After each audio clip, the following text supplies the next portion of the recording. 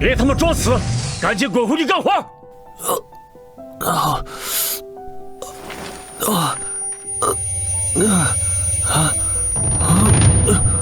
这绿光是翡翠，我竟然能看到石头里的翡翠。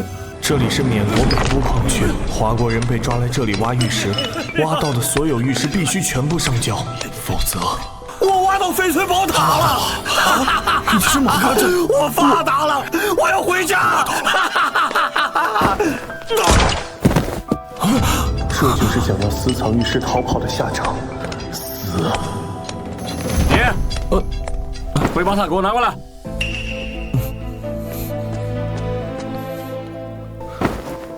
操！还以为是什么东西，就是块塑料，晦气！我去！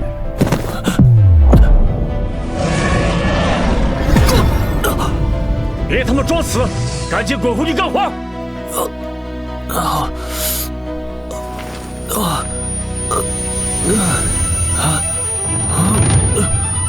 这绿光是翡翠，我竟然能看到石头里的翡翠。我这是透视，这刚拥有了透视神眼，就发现了一块冰种的翡翠，价值至少200万。如果我偷偷拿走，被发现的话，就是死路一条。如果有地方能让我把这块翡翠藏起来就好了。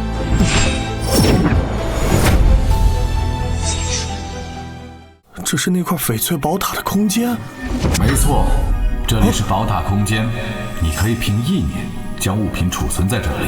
太好了，我现在就把看到的宝贝收起来，等有机会离开，再转手一卖，就可以狠狠地赚一笔。收。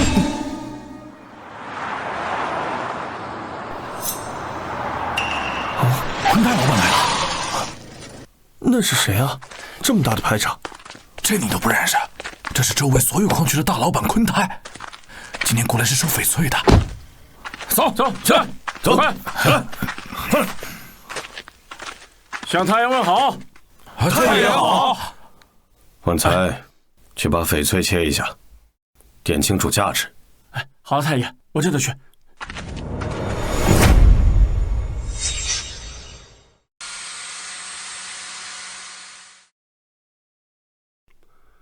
这块是糯种，只个20万。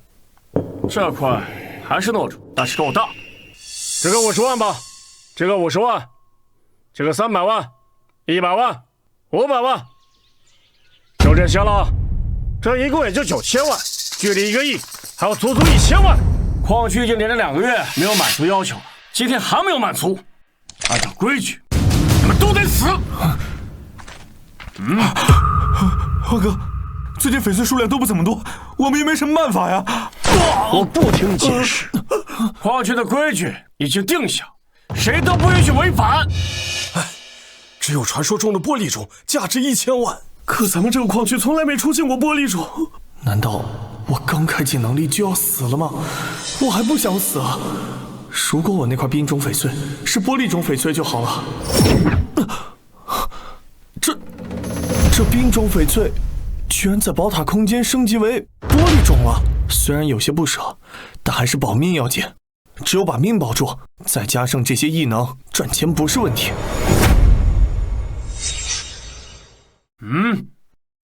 轮到你了。太爷，我能找到一块玻璃种翡翠，价值1000万。玻璃种翡翠，你是不想死，开始胡言乱语了吧？啊！等等，让他去找。谢谢太爷。太爷，这小子明显是病急乱投医，他在骗你。就他那穷小子样，怕是连玻璃种翡翠长什么样都不知道。他在耍你，我一枪毙了他。不急，我只要翡翠。太爷，就是这块原石，里面有玻璃种翡翠。就这块破石头，皮壳上一点表现都没有，打都打不穿，根本不可能有翡翠。太爷，这小子就是在耍你，我现在就毙了他。太爷，您先切一下，如果切不出来玻璃种翡翠，再处置我也不迟。去，把石头切了。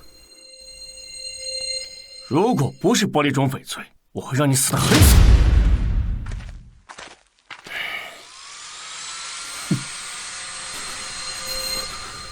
切着。掌了，切掌了，真的切出来了！啊！这是玻璃种翡翠，最起码价值1200万。这怎么可能？玻璃种翡翠可是翡翠中最值钱的，就真被刘峰给找出来了。多亏宝塔空间升级原石，不然我的命就没了。给我！太爷，这块就是个闷头货，外面一点表现都没有，谁能想到里面是个玻璃种？混账！那他怎么知道这里面是玻璃种翡翠？太爷，我也不清楚。小子，你叫什么名字？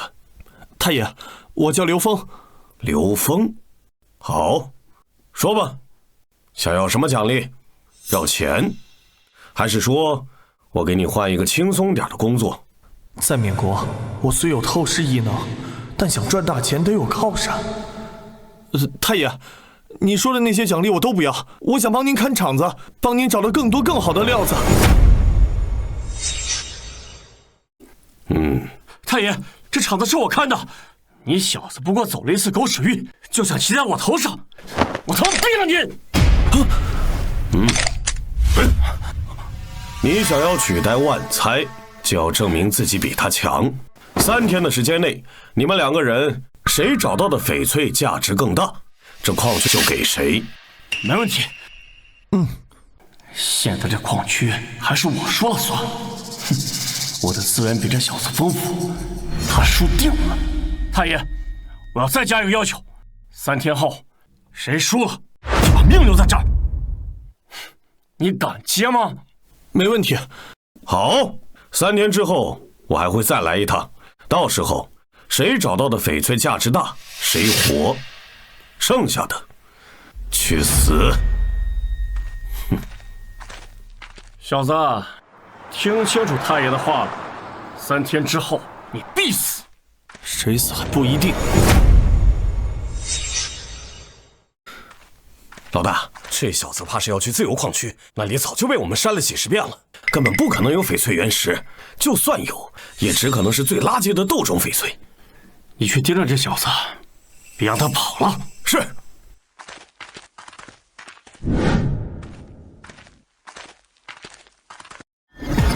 这里就是自由矿区，但是地面上的翡翠原石已经被捡完了。这些商贩手里倒是有几块石头是有货的，可是我现在手里只有1000块钱，看来必须要找机会捡漏才行。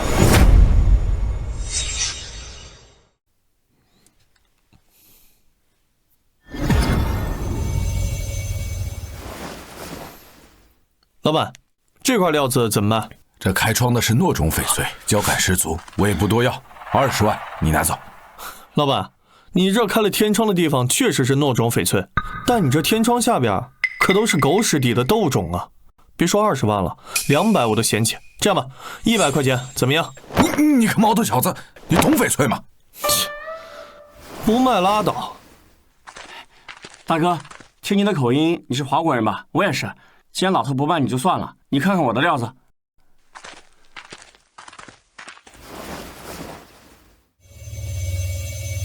这些料子里大都没有翡翠，就算有也是最低级的豆种翡翠，不值什么钱。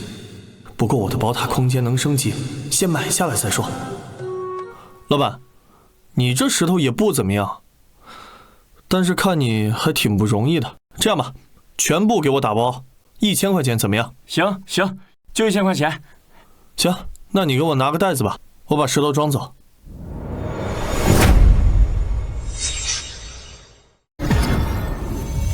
这几块都是有翡翠的原石，挑出来放进空间里升级。至于这几块石头嘛，也不知道宝塔里面能不能升级成翡翠，试一试。老大，我回来了。刘峰那小子找到翡翠了吗？他哪有那个本事啊？他在自由矿区花了1000块钱，买了一大堆破石头，现在在角落里等死呢。哼，我就知道那小子前2期是走运了。现在我有这几块糯化种和这块冰种翡翠，明天的赌局，刘峰输定了。这些石头还都是石头，看来宝塔空间不能直接把石头变成翡翠。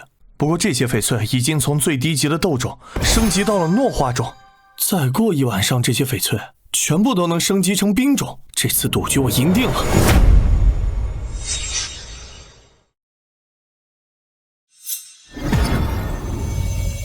几块诺化种，一块冰种，还有力，这就是万才找到的翡翠。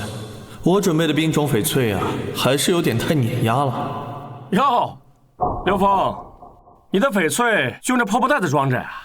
里面不会都是一些破石头，连块翡翠都没有吧？这翡翠的价值是靠切出来的，而不是靠嘴说。哼，你别忘了，咱们提前说好的，你今天要是输了，就把命留在这儿。我当然记得。哼，哎，太爷，直接切吧。开始切割吧。来，先切我的，让你个废物死前好好开开眼界。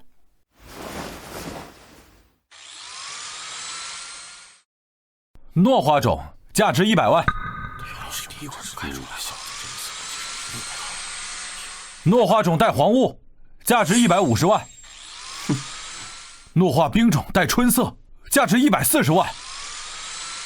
还有一块冰种翡翠，价值1500万。万才所有翡翠加起来，共计2000万。哎呦，我的天哪！赢定了吗？没想到这么多呀！太爷，这2天我运气好，捡了一块冰种，你看，还带着色带呢。没错，确实是冰种。小子，按照咱们的约定，谁开出的价格低，谁就去死。你已经输定了，现在自杀还能死得痛快点，否则我让你生不如死。谁说我会输？哟，太爷，你看，都不知道这小子除了捡了破石头，外表皮一点绿都看不到，根本不可能有翡翠。沿着我画的线切，别浪费了翡翠的价值。真是耽误时间。切涨了！冰种苹果绿，无劣无脏，价值1000万。哎呦，直接就开出冰种了！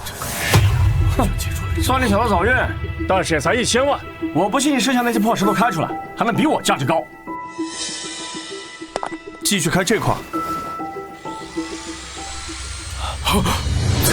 又切涨了！冰种清水带黄雾草，无香无力，价值1500万。大涨！冰种杨绿，无脏无棉无裂，价值2300万。刘峰所有翡翠价值共计6600万。哎呦，我的天哪！太爷，我赢了，你输了。按照规矩，你死。你可以杀了他。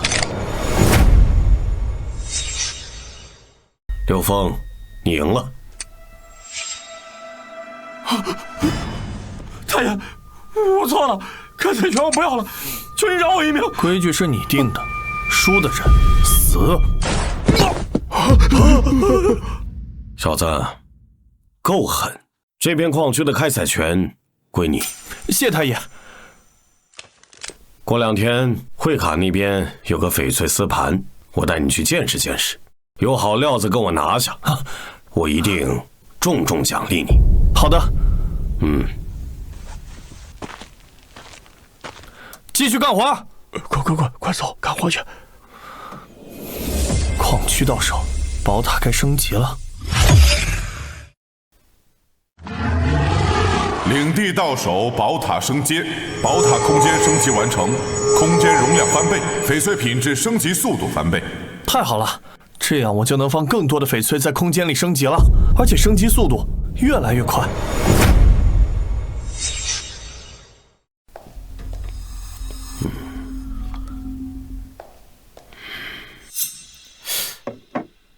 哟，这不是太爷吗？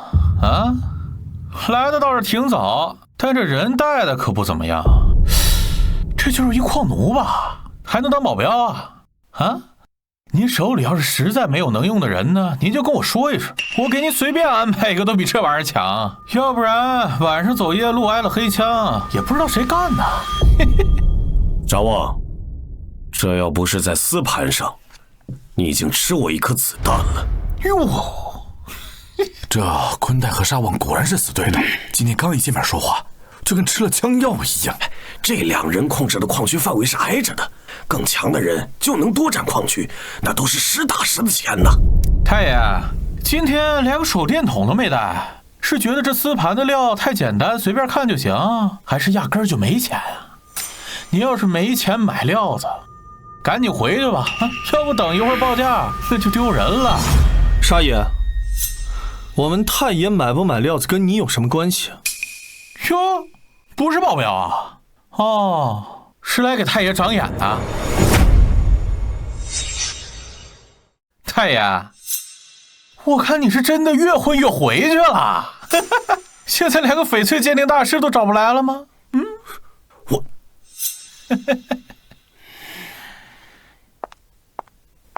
各位老板，翡翠丝盘还有5分钟开始，原石按标号摆放，现在可以自由看料，稍后我们按标号进行报价，价高者得。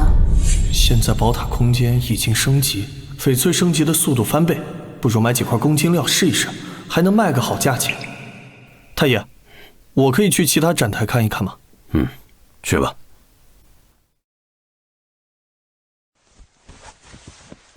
先生您好，这里全都是本次丝盘中最低级的翡翠料子，按公斤卖，1公斤50元。您需要买一些吗？这对别人来说是废料，对我来说呀，都是赚钱的好料子。不过我不能只买带翡翠的，也得买点废石掩人耳目。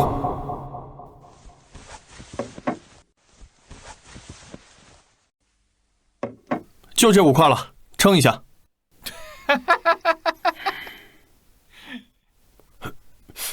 相信我，一共是5公斤500元。行，帮我装起来。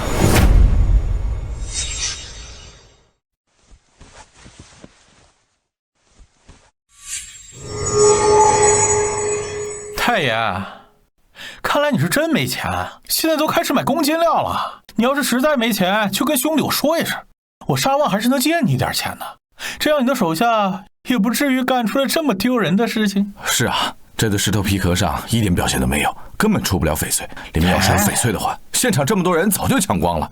就是啊，沙爷，这料子好不好，不得开开才能知道。现场料子在切开之前，谁能说得准？老子玩翡翠这么多年了，还从来没有见过这种破烂货能开出好料子。怎么着？你觉得这种东西能比7号标王好？各位老板，7号标王准备进行报价了，可以先过去看看石头。走去看看。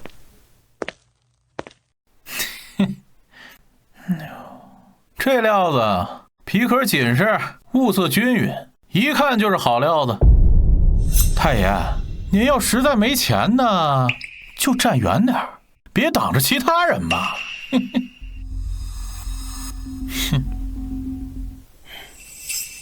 这料子怎么样？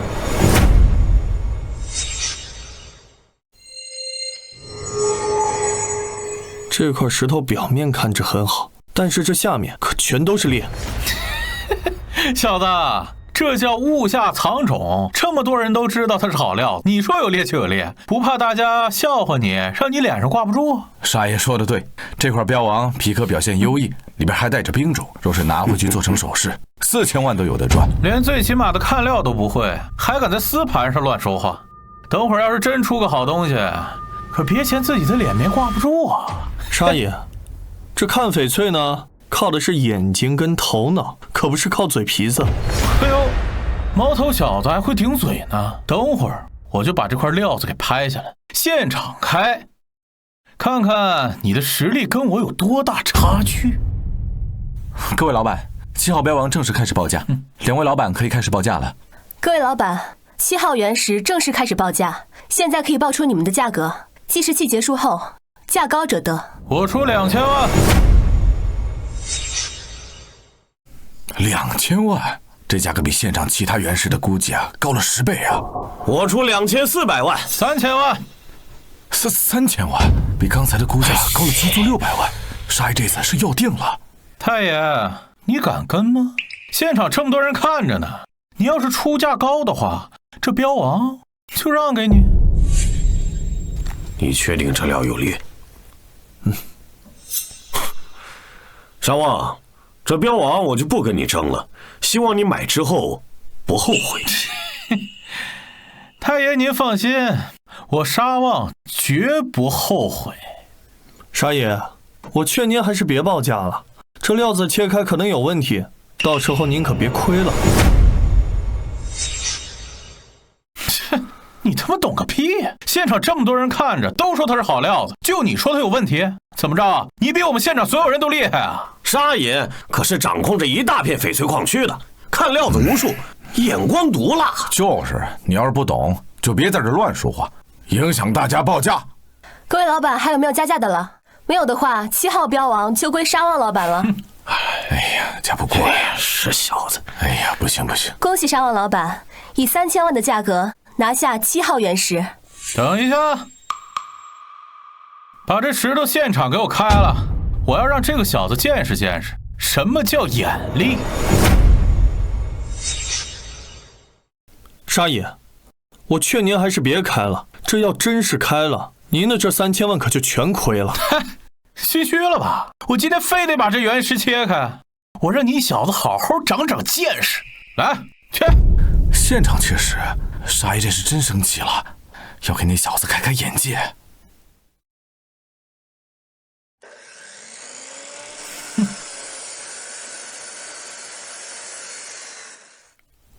啊，垮了！啊，这，哎呀！料里全是裂，一点用都没有，顶多这现场公斤料的价，真有裂啊！看来这次沙老板这是亏大了。3000万买的料子呀，里面有裂，这损失太大了。这不可能啊！明明外面看着就是冰种在黄雾层啊！看来这小子有点本事，咱们都没看出来标王内部有裂，就他一个人看出来了。怪不得他买公斤料，他也都跟着呢。怎么样，沙爷？我劝您别切，现在切垮了，您那3000万可全赔了。小子，你他妈找死是吧？哎，沙旺，你想坏规矩吗？难道想在丝盘上动手？好啊，太爷，今天我给你这个面子，我不动它。但是，我买的料子就算切垮了，也是冰的。你这堆公斤料，难不成也是冰种？不如也切开看看。没必要吧，沙爷，我这堆料子就是现场买的公斤料。怕了？不敢切啊？我倒是没什么可怕的，毕竟我的料子一共才花500块钱，就是怕到时候刺激到沙爷。刺激到我？你这堆破烂货还想切出来冰种啊？能切出来个糯化种，就偷着乐吧。既然沙爷想看，我就切给沙爷看。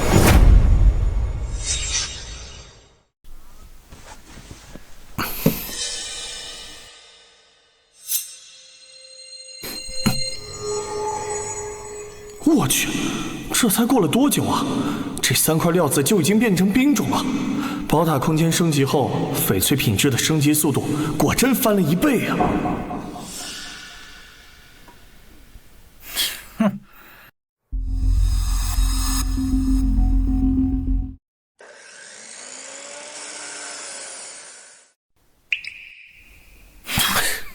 什么呀？这能切出什么呀？这破玩意儿！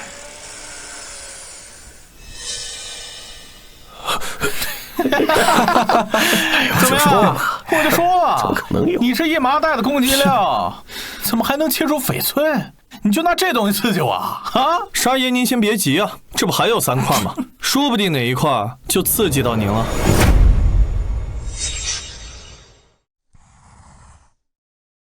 先切这一块，沿着这条线切。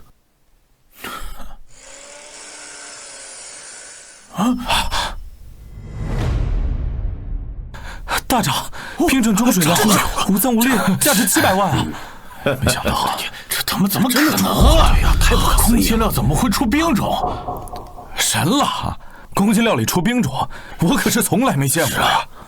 还有这2块一起切了吧，省得沙爷心里一直惦记着放不下。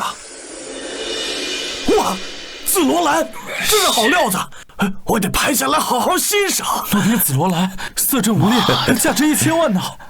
这他妈不对吧？是真的？你是不是偷偷换货了呀？这不可能是你刚刚买的公斤料啊！沙老板，这料子一直在这麻袋里放着，我怎么换？涨了，又大涨，清水率，定居高冰清水率，无脏无棉无裂，价值1200万呢！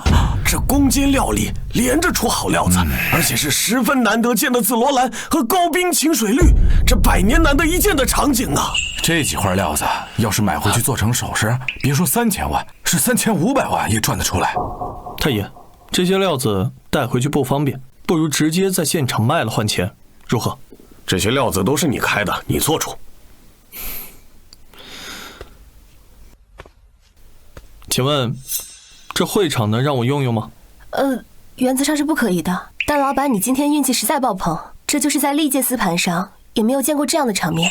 今天就让您用一次，请。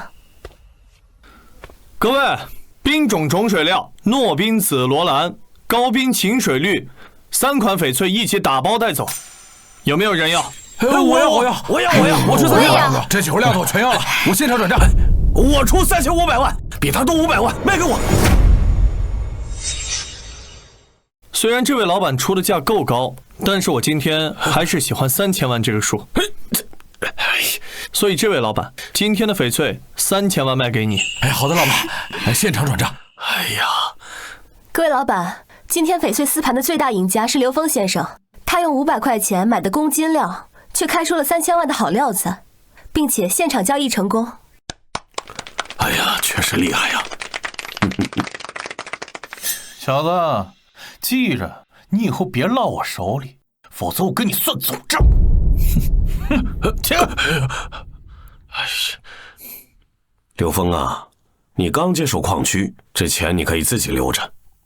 还有，今天呢，你把沙旺得罪了，为了避免他对你下黑手，那2辆防弹越野车送你1辆，你开回矿区。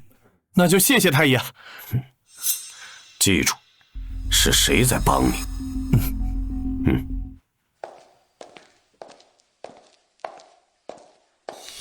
昆泰想让我安心为他办事，看来我就算有了翡翠，没有昆泰的允许，也没有办法变成钱。想要自己赚大钱，还是要有只属于我自己的人脉。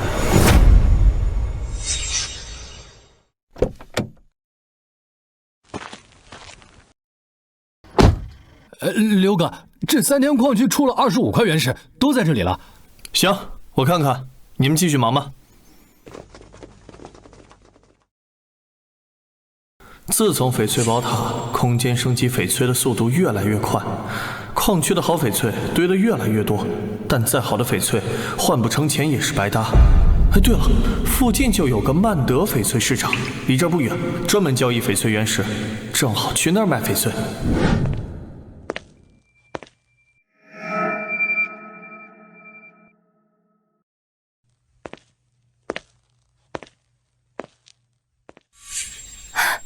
刘老板，看原石还是买料？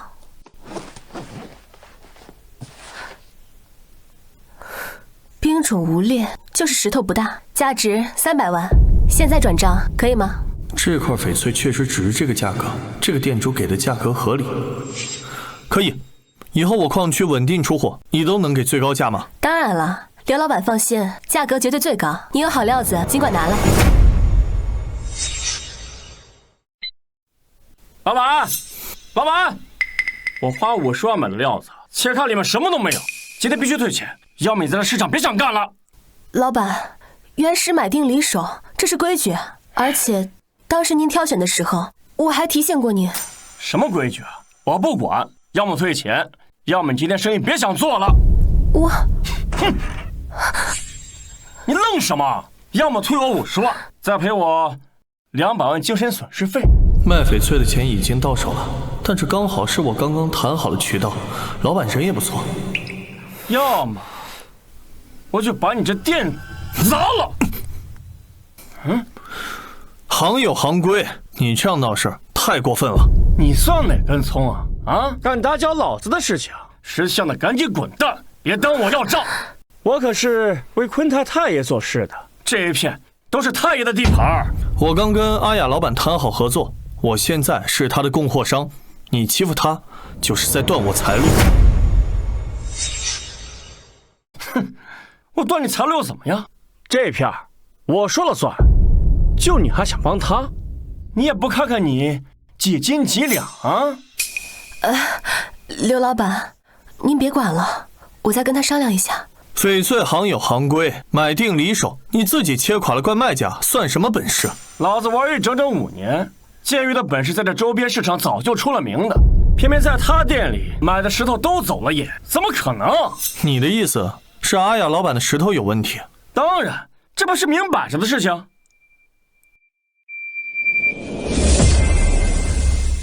这店铺中的翡翠与石头参半，是很正常的原石铺子。看来是这个巴宋故意找茬。既然巴宋老板觉得自己的眼力没问题，是料子的问题，那不如这样，咱们打一个赌。赌？怎么赌啊？咱们2位各自在店里挑出3块原石，比开出的原石总价值。要是我赢了，你就放弃要账，以后不准找阿雅老板的麻烦。要是我赢了，他得赔我钱，还得滚出这片市场，可以吗，阿雅老板？可以，我相信你。哎，等一下，我还要再加一个条件，如果我赢了，输的人要以3倍的市场价格购买胜者的翡翠。没问题。哼，请。这个巴宋在市场里赌石可从来没输过呀。嘿，可不是嘛！看来这次老板要大出血了。哼，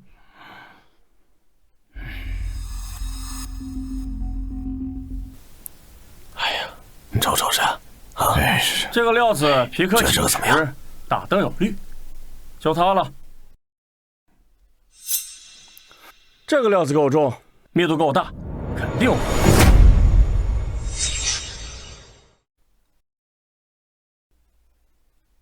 该你挑料子了，我劝你啊，随便挑几块得了，省得切开什么都没有，丢人现眼。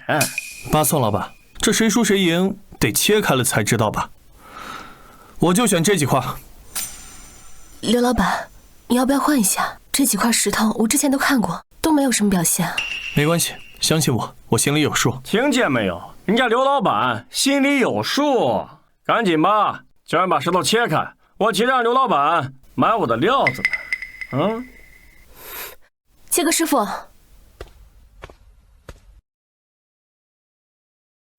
先切哪位老板的？先切我的，让这小子看看什么叫眼力。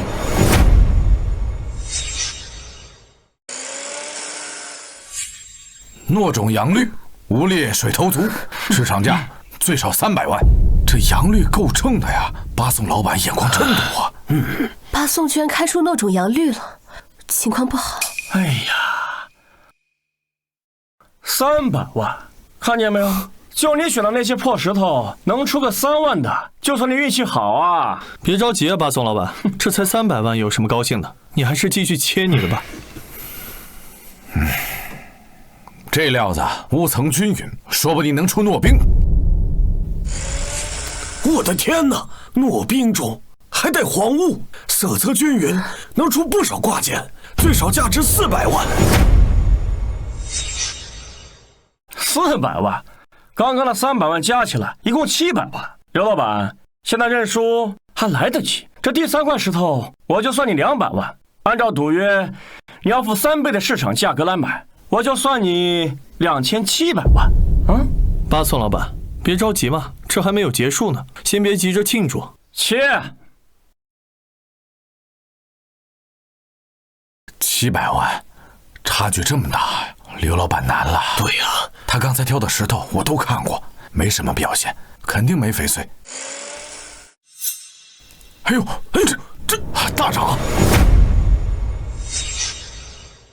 糯冰苹果绿，通体无裂，市场价最少600万。我的天哪！今天居然在现场开出了糯种苹果绿，真是长眼了。600万加上刚刚的700万，一共1300万。按照赌约3900万。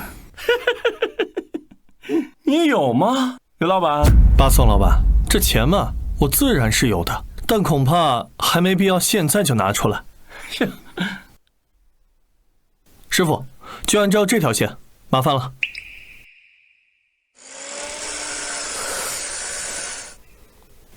冰种清水绿，水头足的能透字儿，这品质市场上能值1300万。天哪，1300万，这一块就顶巴宋的3块了。我天哪，巴宋3块原石才1300万，刘老板这一块就追上了，这也太神了吧！这不可能，这一定是你运气好，是你蒙对了，你后面一定不可能会有一块出翠的。是不是运气？等切完这2块才知道。那几块石头大家都看过了，绝对不可能再出好料了，绝对不可能。我又见长了。糯饼春带彩，少有的好料，最少价值1500万。春带彩还是糯冰，这要是做成手镯，肯定抢着人买，起码得卖500万一只。刘老板，太好了，这一共就2800万了，超过巴宋了。怎么样，巴宋老板？这不可能，怎么会这样？巴宋老板，等我最后一块切完，咱们再算总账。师傅，按照我画这条线，切下来1块就可以了。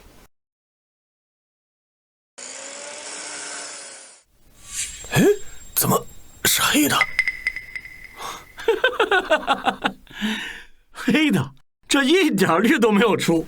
刘老板，你是不是疯了？这也不是什么翡翠啊！巴宋老板，看来你可真是没有见识，是不是翡翠，照下太阳光就知道了。这是墨翠，还是冰种墨翠，无色无裂无棉，完全就是市面上最顶级的那一种翡翠啊！最少值2200万。冰种翡翠，这比玻璃种还少见啊！我这辈子没见过这么纯的。1300万、1500万、2200万，这3块翡翠总共开出了5000万。巴宋，你输了。巴宋老板，你输了。按照赌约，你定了3倍市场价格，你要付我1亿5千万买下这3块原石，还是放弃要账，以后都不准招惹阿雅老板。1亿5千万，我现在手头不够，我得回去筹钱。哎，巴宋老板，愿赌服输是这里的规矩，怎么？难道你想违反规矩？好，我给你1亿5千万。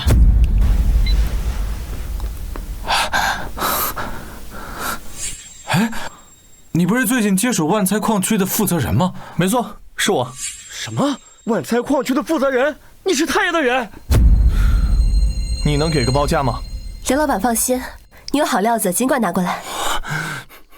太爷定过规矩，矿区负责人不允许私下买卖翡翠交易。你居然敢违反太爷的规矩，我马上就去告诉太爷。如果等太爷知道了，你就死定了。走。坏了，这下被他抓了把柄，这要是让太爷知道，这下就麻烦了。让太爷知道会怎么样？还能怎么样？直接杀！我们都见过好几次了。没错，矿区负责人不准私下买卖翡翠原石，这是太爷手下最严格的一条规矩，违反了只有死路一条。哎呀，老板，今天是开了眼界，我还有事儿，先走了。我也是，告辞告辞。走。没想到昆泰对于私下买卖翡翠管得如此严格，这次失策了。但现在该怎么办？我要尽快想出一个借口。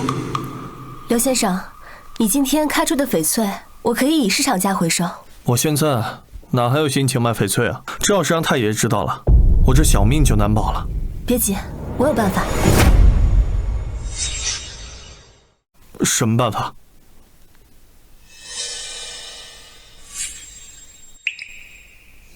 这是监控硬盘，这能干什么？之前巴宋和沙旺在我店里密谈，监控都拍下来了。而且巴宋是太爷的人，巴宋和他私下沟通，太爷绝不允许巴宋私下交易的。没用的，这最多能证明巴宋有问题，最后的结果是我们2个一起死。我可以证明，就说是我们一起做局，为太爷揪出这个奸细。没错，这样的话，太爷就不会相信巴宋说的话。这样，我买卖翡翠的行为也能说得清楚，说不定这次之后，太爷就同意我买卖翡翠了。那阿雅老板，这次还要你跟我一起去见太爷？当然。太爷，太爷，你可得为我做主啊！那刘峰是你矿区手下的负责人，他去私自买卖交易矿石，他还设局骗了我1亿5千万。刘峰刚接手矿区就私自卖矿里的原石，还设局骗了你1亿5千万。千真万确，你看，我只有交易记录。他刘峰果然违反你的规矩，这明显是不把你放在眼里啊！太爷，我亲眼认出他是接手万财矿区的负责人，他卖的肯定是矿里的料。哼，反了他！我看看他要怎么给我解释。去，把刘峰叫来。刘峰，巴颂说你私自倒卖矿里的原石，还设局骗他的钱，你有什么好说的吗？如果说不通的话，今天这个门你就别出去了。太爷，您先把枪放下，我的确是设了局。设局？设的什么局？说不出来，老子照样毙了你。太爷，我才刚接手矿场，我怎么敢违背您设的规矩？我之所以敢卖原石，就是为了揪出他。你胡说！我对太爷那是忠心耿耿。太爷，你别听他胡说八道。阿雅，把你手里的 U 盘给太爷看看。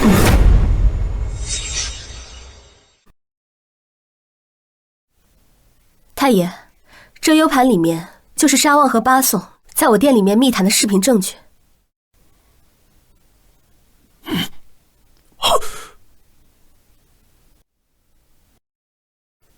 巴颂，你还有什么好说的吗？太爷，这是假的，我怎么可能会勾结沙旺呢？你们两个可我陷害我！伪造！沙旺的脸，难道老子不认识吗？你勾结沙旺，还敢骗我？找死！太爷，我错了，我是沙旺非要来找我的，你饶我一命。太爷，我什么都不知道，都是他们逼我干的。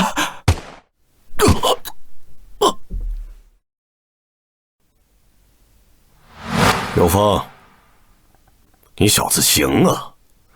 帮我揪出巴颂这个内奸，老子果然没有看错你。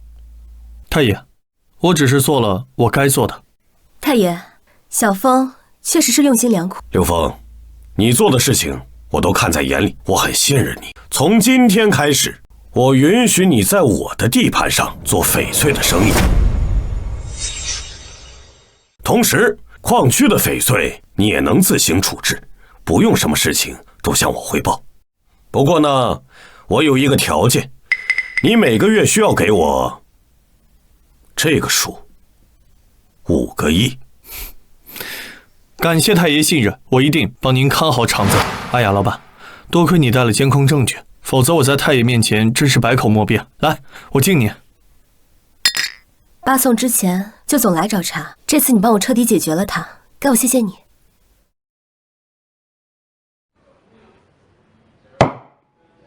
这个是我的名片。阿雅老板，你认识华夏玉石协会的商人？不仅认识，还合作过很多次。他们手里有大批量资金，而且又喜欢高品质的翡翠原石，这出的价格总是比这里的其他要高很多。我可以直接带他们去你的矿区看货，你的矿区的品质比其他矿区要好，他们肯定愿意出高价收。那我现在就给协会的商人发信息，他们正好在附近，不过你得保证他们在你矿区的安全。这个你放心，阿雅老板，矿区有护矿队，一定能保证他们的安全。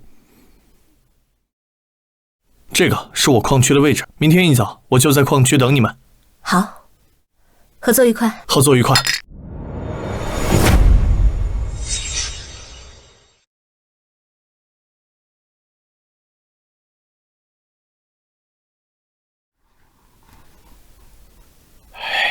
睡得真好啊。刘老板，你这原石的品质啊，真是我没话说。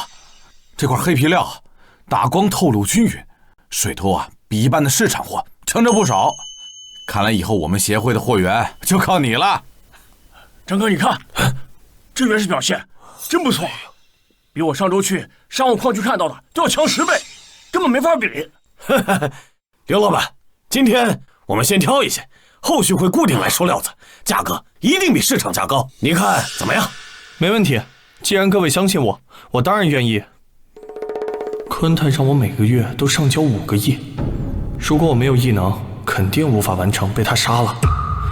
他认为要把我当人，这么压榨我，那我也要找机会扩大自己的势力才行。这些人就不错。张哥，咱们去矿区周围看看吧。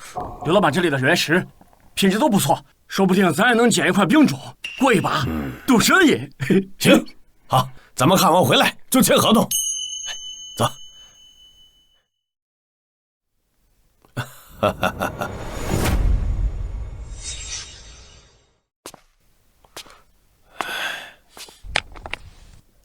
哎呀，看这块，哎，不错吧？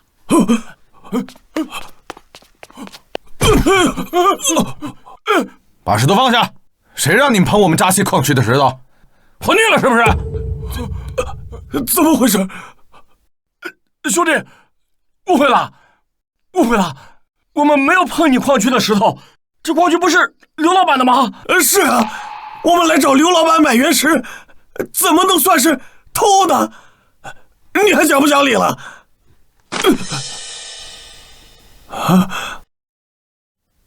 谁告诉你这是刘峰的矿区？那不是牌子吗？我们来刘峰矿区捡石头，怎么能算是偷啊？你还讲不讲理了？我你妈！讲理？讲理？我就是道理啊！我说是扎西老板的矿，就是扎西老板的矿。啊，这个界限我画的，牌子我贴的，你们在这儿拿石头就是偷。按照我们扎西老板的规矩嘛，哼，偷石头的都是要以10倍的价格买下来啊！这是，来看一下石头。哟，你看这石头，表皮发绿，玻璃种啊，肯定是玻璃种啊。这块石头价值吧，500万。这不是，总共价值5000万。要么现在付钱，要么跟我们走。你拿着。这最多是个糯种，顶多值5万，凭什么500万？你狮子大开口，你这是敲诈！敲诈！放屁！老子看了这么多年的矿，还不比你会看翡翠？我说是冰种，就是冰种。你们不会是没钱吧？好，好，好，把他们俩拿下！走，快点什么？老师，剩下的人回去给刘峰带个话，让他拿着钱过来赎人。要是半小时还没到，等着给他们俩收尸吧。走。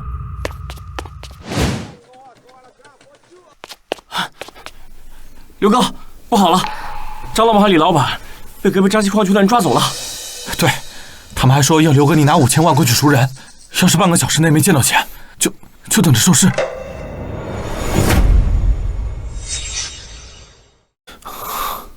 刘老板，别冲动，扎西这个人我们了解，心狠手辣，我们协会也有自己的武装，等我们的武装队伍来了再说，别去冒险，快去联系武装队伍。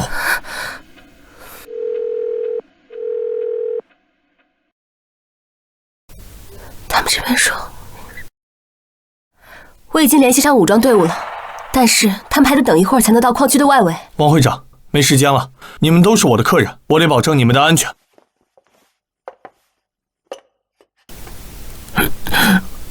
这玻璃种翡翠已经达到了宝石级，市值已经超过了5000万，正好可以交赎金。这样，我先去扎西那边救人，你们随后赶到。就算到时候谈不拢，咱们也可以强行救人。你一个人去太危险了，我跟你一起去。好。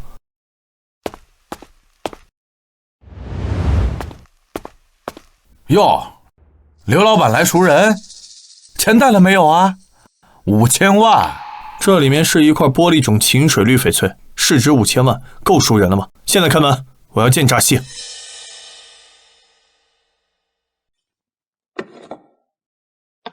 跟我来吧。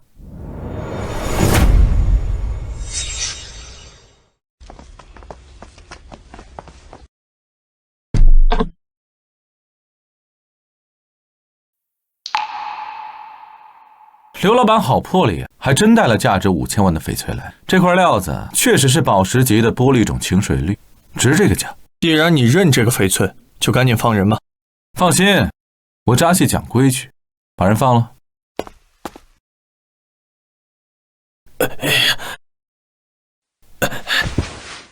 算你们俩运气好，刘老板来赎你们，滚蛋吧你！刘老板，多亏你来了，扎西的人太野蛮了。是啊，刘老板，现在人已经说出来了，我们现在就走吧。这5000万以后我俩会补偿给你的。哎，这2位老板的赎金交了，当然可以离开，但是刘老板，你得留下来。刘老板，你把这些老板请到你的矿上去，抢了我和这些老板们的矿石翡翠生意。今天要是没有说法，你休想走。扎西老板，可不是我带着他们来我们矿区的。之所以这些老板都去我的矿区，那是因为我矿区出的翡翠品质更高。你的意思是，我扎西看不懂翡翠？正好，我这里有赌翡翠的玩法，你敢不敢玩一玩？有什么不敢的？现在开始。去把赌石房的原石拿2块过来，再把切石机推过来。我这里赌翡翠有3种赌法，赔率从低到高，最高100倍。刘老板想怎么玩？那就来最高的100倍。刘老板好魄力。小风，别跟他们赌了，这些原石他们都找人看过的，你赌不过他们的。你个女人懂什么？再敢多嘴，老子弄死你！放心吧，我心里有数。赌法很简单，我们就赌翡翠的种水颜色。如果你猜对了，那就算你赢；如果你猜错了，那钱全归我。没问题。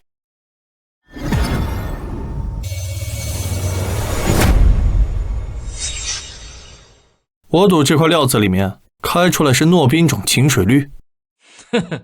赌注100万，最高赔率。好，切料子。切涨了，这是诺宾种清水绿。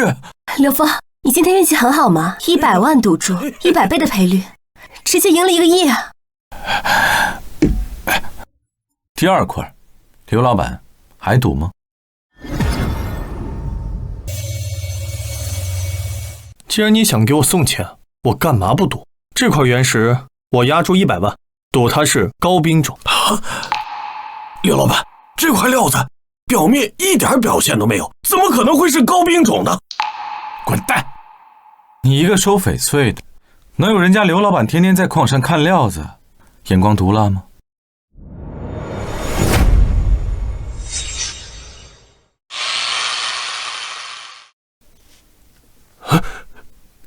切涨了，有翡翠，品质是高冰种。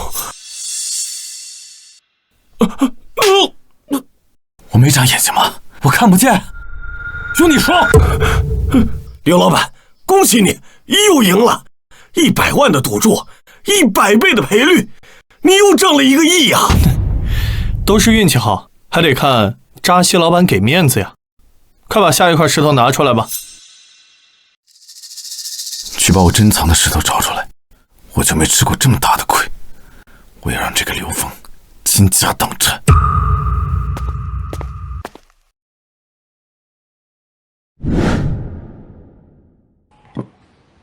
刘老板，你可以开始看料子了。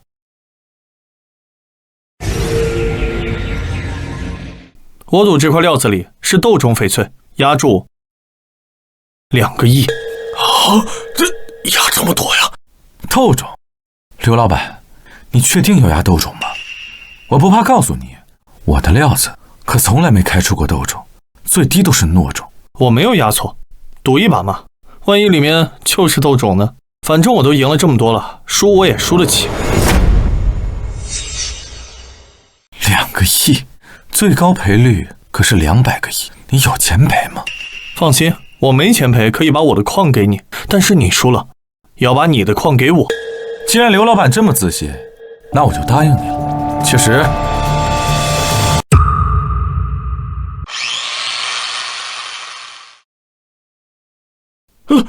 老板，这真的是斗种！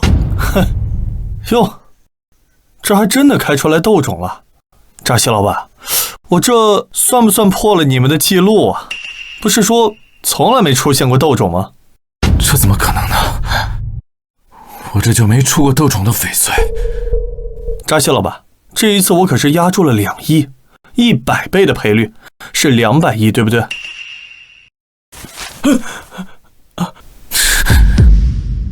你，肯定是你，一定是你，在这里做了什么手脚？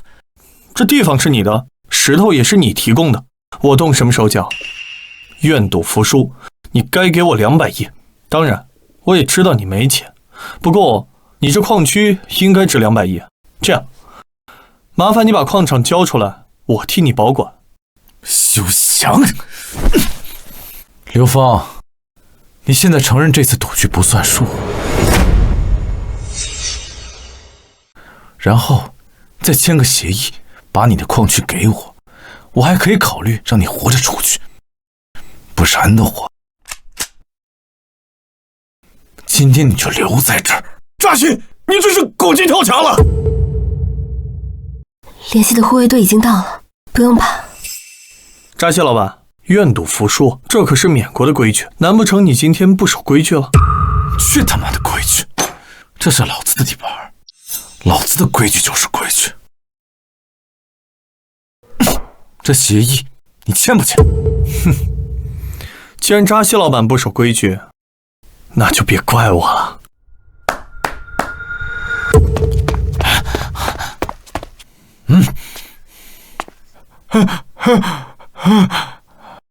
刘老板，紧赶慢赶，终于是赶上了。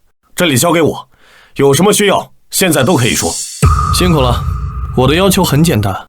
扎西老板，你想吞并我的矿区，但我也看上你这片矿区了，并且我也凭本事赢下来了。扎西老板，现在把协议签了。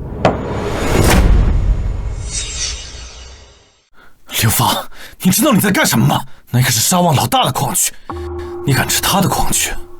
有什么不敢？好，我签。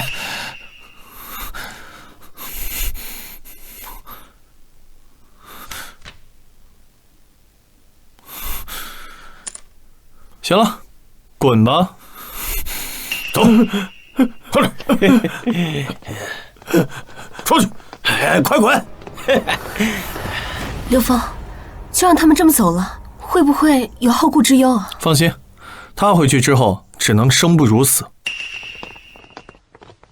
刘老板有胆量，有魄力，更是有手段呐。王某是真心佩服呀！以后我们华夏玉石协会在缅国的收购啊，全部都走你这里。沙旺那边的合作，我给他全部断掉。王会长放心，现在我有2片矿区可以供应，一定会满足你们的需求。不过，这价格方面，刘老板，你放心，价格方面啊，我们肯定给你往高了给。毕竟啊，咱们都是自己人，我们怎么能让自己人吃亏呢？可是刚刚扎西说这是沙旺的地盘，沙旺会不会来找麻烦呢？沙旺会不会来找麻烦呢？沙旺最近不会来找麻烦，这是为什么？沙旺和昆泰现在都斗得不死不休，其根本原因啊，就是掌握缅国半数武装的吴登将军啊，牵头搞一个翡翠商会。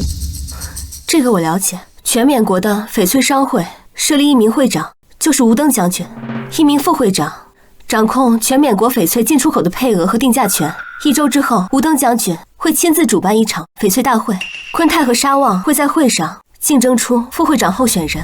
掌控全缅国翡翠的配额和定价权，那要是选上，真就是一步登天，就可以安心搞钱，不用在昆泰手下装孙子了。我们在缅国做生意啊，对吴登将军啊一向都很恭顺，他的话在缅国那可是铁律啊，谁要能在商会里担任职务啊，就是得到吴登将军认可的人，那在翡翠圈啊肯定是横着走啊。对呀，对呀。刘老板，我想请你帮我做一件事啊，请讲。你的实力啊，大家都很认可。我们协会在这次玉石大会啊是有名额的，我希望你能去参加。为什么是我？为什么是我？刘老板，你在赌局上的所作所为，我们都已经了解得很清楚了。在玉石鉴定，你是最顶尖的大师啊！这次如果你能参加玉石大会，肯定是有所作为，得到吴登将军的认可，也有益我们华夏商会啊。我有透视，还有宝塔空间，这个玉石鉴赏大会就是小菜一碟。而现在我抢了沙旺的一片矿区，等沙旺腾出手来，一定会对我进行报复。我必须在这个翡翠大会上拿下候选人的资格，才能够让沙旺放弃报复的打算。而如果我真正成为副会长，也就有了和昆泰、沙旺等人平起平坐的资格。王会长放心，这个翡翠大会我会去参加，争取获得吴登将军的青睐。感谢协会给的参赛资格。不用谢，不用谢，还是你自己有实力。毕竟呢，我们都是自己人呐。如果能成为缅国商会的副会长，对于我们协会在缅国的商业很有利啊。翡翠大会的事，少爷您放心。好，这次翡翠大会我必须要拿下。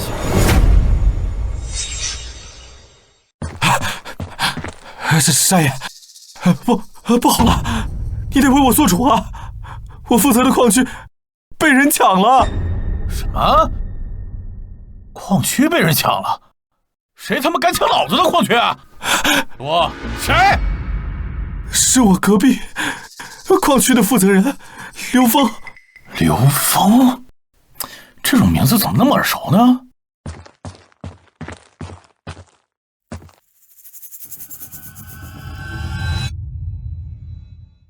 昆泰把巴颂杀了，巴颂可是我的人，是我把他安插到昆泰身边当眼线的。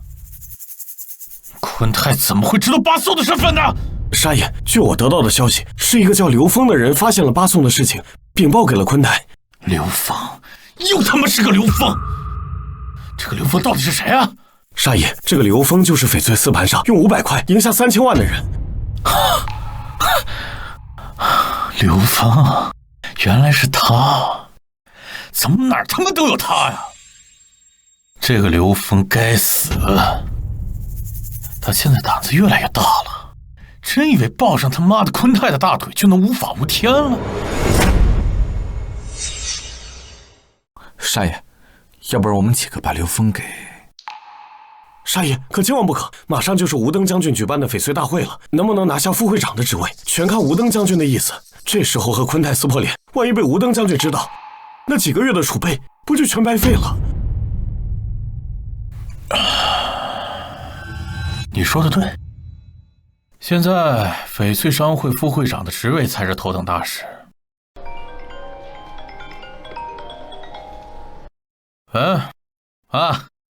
原来是华夏玉石协会的王会长，怎么要来我沙旺的矿区采供翡翠吗？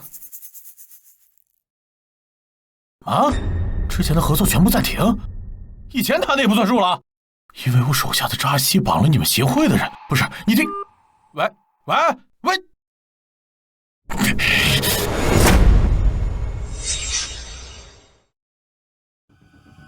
扎西。你他妈干的好事儿，这他妈可是几百亿的损失，你赔我呀！啊！少爷，我不知道，我真不知道他是华夏玉石协会的人。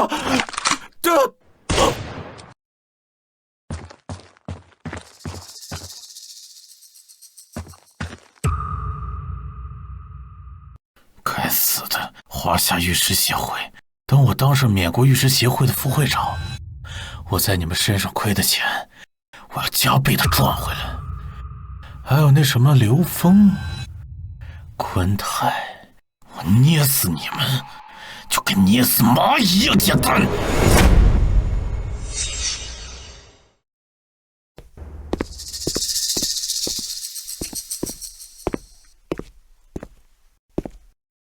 哟，刘峰，没想到在这见到你了。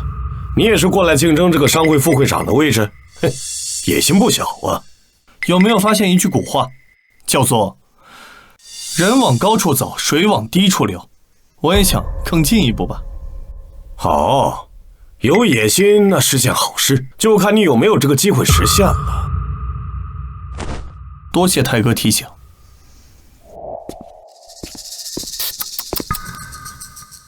这不是刘峰吗？你也敢来这儿啊？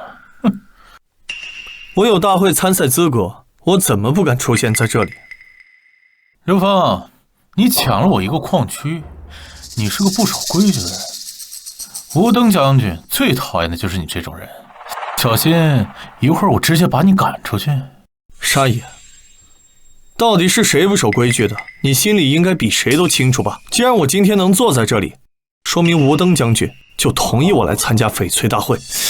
妈的，你沙旺，这是吴登将军的地盘，你想对他做什么？真是胆大包天！哟，这不是太爷吗？怎么着？你养的狗不跟你混了，说的自己尴尬了啊？哼！这个人往高处走，对吧？刘峰拿下了你的地盘，来参加这次翡翠大会，给他当自己人，怎么样？啊？行，坤泰，我不跟你废话，这大会最好还是赶紧开始，免得有些人一会儿连翡翠和石头都分不清楚，耽误了大家切石的时间。哼！请各位参会者保持安静，本次翡翠大会正式开始。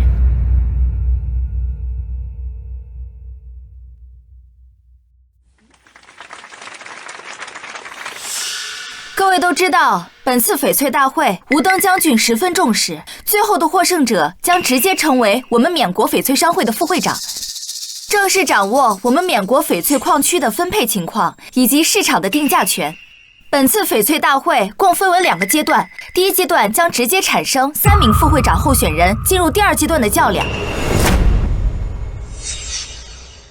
第一阶段的5位先生都是掌握了我们缅国翡翠矿区的各位老板。坤泰、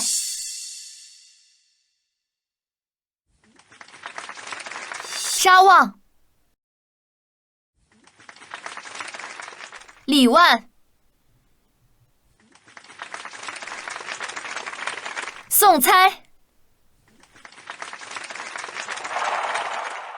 这位则是华夏玉石商会推荐的人选，刘峰先生。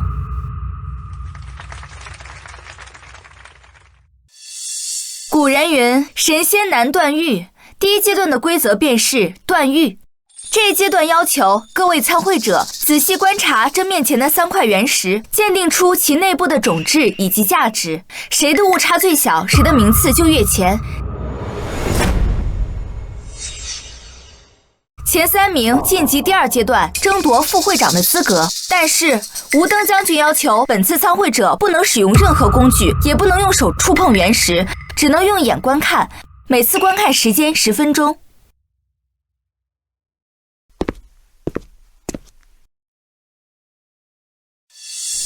看看这块料子，皮革的表现很差，品质不高。这块石头啊，我鉴定不出来。吴登将军考验的的确是道。刘峰，这次翡翠大会的条件很苛刻，难度比往期要高太多了，你可要小心点。放心，我有信心赢他们。我这次必须拿下副会长的职位，不然之后我的日子可不好过。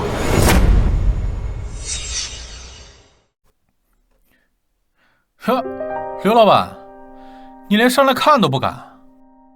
你是压根儿放弃了，还是根本就不懂规矩？你要是不懂规矩的话，我劝你现在就赶紧滚回去，免得等会儿写出来结果驴唇不对马嘴，丢人呐！沙野，我可不是不敢看，而是我已经看完了。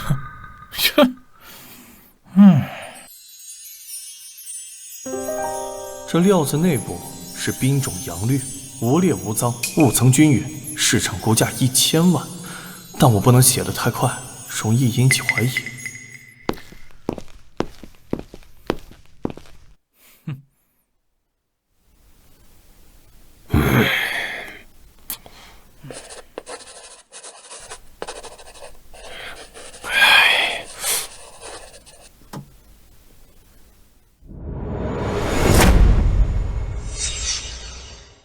刘老板，你不是看过了吗？你倒是写呀！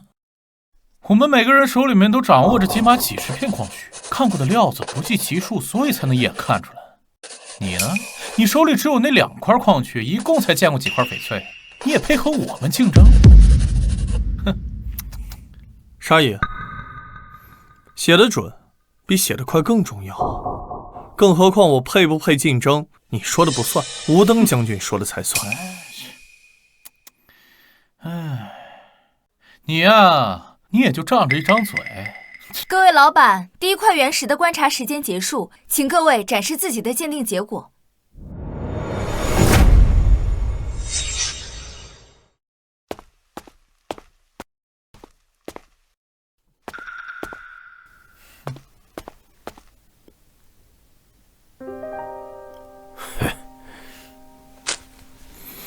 哼。宋猜老板的鉴定结果是糯种晴水绿，预估价值200万。李万老板的鉴定结果是糯化种水料不带色，预估价值150万。沙旺老板的鉴定结果是糯冰种阳绿，预估价值280万。这更好。昆泰老板的鉴定结果是高冰种水料不带色，预估价值250万。刘峰老板的鉴定结果是冰种阳绿，预估价值1000万。1000万！哎呀，这么好的料子啊！刘峰，你到底懂不懂翡翠？阳绿这种顶级颜色，只可能出现在高冰种以上的顶级翡翠里面。这块原石一看就裂，硬度不够，不可能出现阳绿这种顶级颜色。你呀，不行。沙爷，这有没有？切开不就知道了？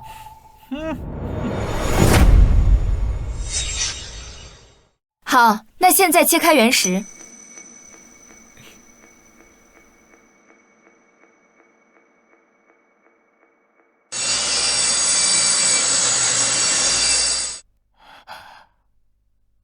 接掌了，大掌！各位，经鉴定，这块料子的品质是冰种阳绿色，实际价值1000万。不是吧？我去，这冰种里面居然开出阳绿了！这么多竞选的副会长的大佬都没看出来，哎，是啊，这么看来，还是刘峰老板有实力，这都能鉴定出来。各位，第1块料子，各位的成绩是：宋猜老板误差800万，李万老板误差750万，昆泰老板误差720万，沙旺老板误差750万，刘峰老板零误差。当前最高成绩者是刘峰老板。现在开始第2块原石的鉴定时间，把第2块原石拿上来。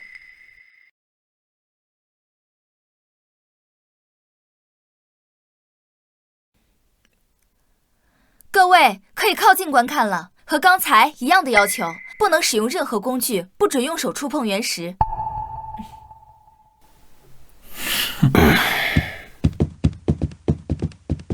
你看，刘老板动都不动，这是真大事啊！这么远都能见着。高深莫测，这不是咱们的实力能比的。这次的料子是冰种雪花棉，种水料，市场价值1000万左右。这块料子表面有一条色带，应该是色料。宋才老板说的不错，这色带已经绿得发黑，种质极高，我认为是高冰从新绿，最少1500万。哟，冰种种水料，刘老板，你没看到上面那块料子表面有一道色带吗？那都绿得发黑了。这明显是个有颜色的，怎么可能会是种水料？沙爷，我脑子可没问题。既然你这么肯定这块料子是颜色料，不是种水料，那这样咱们可以打个赌。哟，行，你想赌什么？就赌这块料子到底是种水料还是颜色料。好啊，赌注是什么？输的人给赢的人100倍这料子价值的钱，怎么样？100倍？你有这么多钱吗？啊，我刚才写的预估价值2000万，那100倍就是20个亿，你拿得出来吗你？沙爷，我要是输了，我可以把之前赢你手下扎西的矿场还给你。刘峰，你别太猖狂。行，这赌局我接了。哼，但如果你要是输了还不兑现承诺的话，我会让你生不如死。傻旺，这是吴登将军的地盘，在这里说的话必须要算数。这是吴登将军立下的规矩，如果他说话不算数的话，他活不过第二天。刘峰，如果你输的话，你今天的命就会放在这儿。刘峰，要不算了吧？放心，我很惜命，我还等着赚大钱呢。第2块原石的鉴定时间到了，请各位展示自己的鉴定结果。宋猜老板鉴定的结果是冰种晴水绿，预估价值3000万。李万老板鉴定的结果是高冰种葱心绿，预估价值2800万。沙旺老板鉴定的结果是冰种蓝水绿，预估价值2000万。昆泰老板鉴定的结果是糯冰种苹果绿，预估价值2000万。刘峰老板鉴定的结果是冰种雪花棉种水料，预估价值1000万。哎呦，上就是1000万，这么高啊！这不对吧？这块料子上面有那么明显的色带，怎么能开出种水料呢？我也觉得应该是色料，可刘峰老板说这是种水料。哎，我看呀，这刘峰看第一块料子纯是靠运气，这块料子这么明显，还能判断失误。哼，刘老板听到了吗？啊，这块料子就不可能是种水料，还什么雪花棉？我跟你讲啊，你要是水平不行呢，就回家再练练吧。啊，沙爷，等料子切开了你再叫嚣也不迟啊。好，好，好，切，给他切。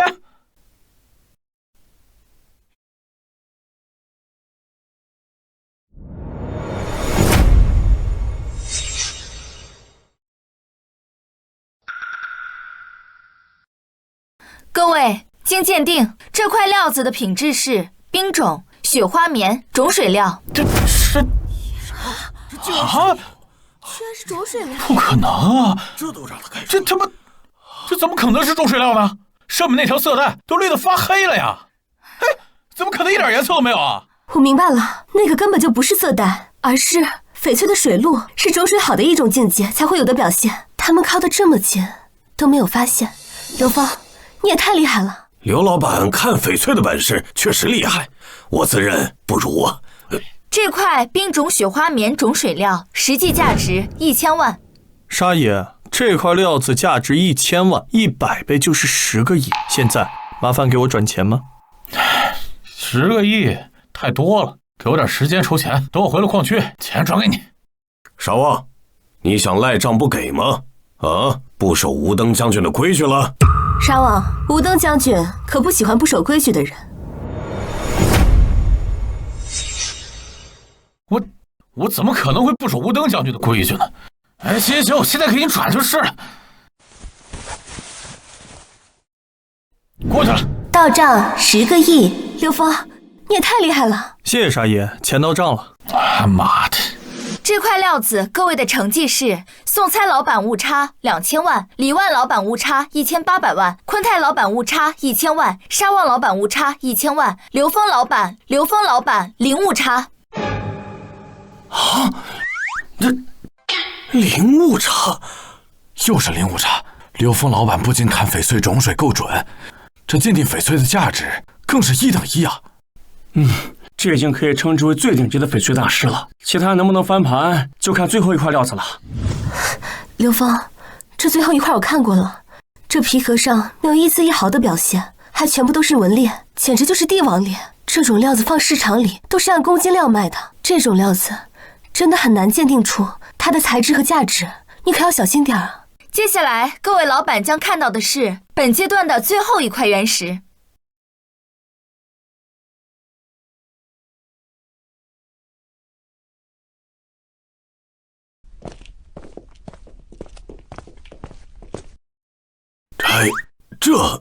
这料子有这么多纹裂，里面真的有翡翠吗？毕竟翡翠品质越高，密度也越高，好的翡翠是不会出现这么多纹裂的。这场大会开到现在啊，这会儿应该是最难的。你看这石头啊，有那么多纹理，我看呢，其价值很难估价。我看不出来，随便猜一个吧。哎，这就放弃了。就是玻璃种皇家紫和玻璃种帝王绿居然会同时出现在一块料子里，这2块翡翠品质是翡翠之中最顶级的。仅帝王绿这一块就价值10个亿，那块皇家紫更是有价无市，25亿都有人买。各位老板，第3块原石的观察时间结束了，可以回到自己的座位，写下自己的鉴定结果。这块料子真的很难鉴定啊，就连我都看不出来里面到底有没有翡翠啊。玻璃种，帝王绿，10个亿。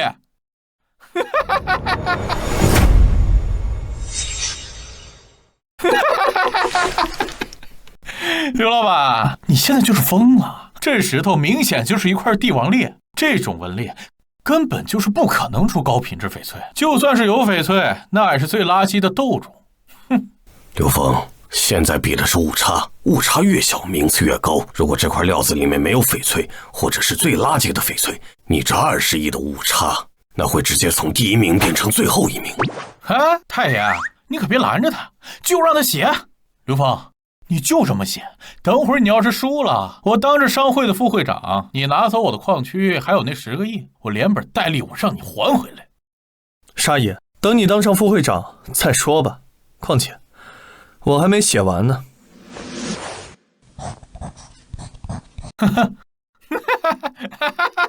他真疯了！玻璃种皇家紫，25个亿！哎呀，刘峰，我看出来了，你现在就是疯了！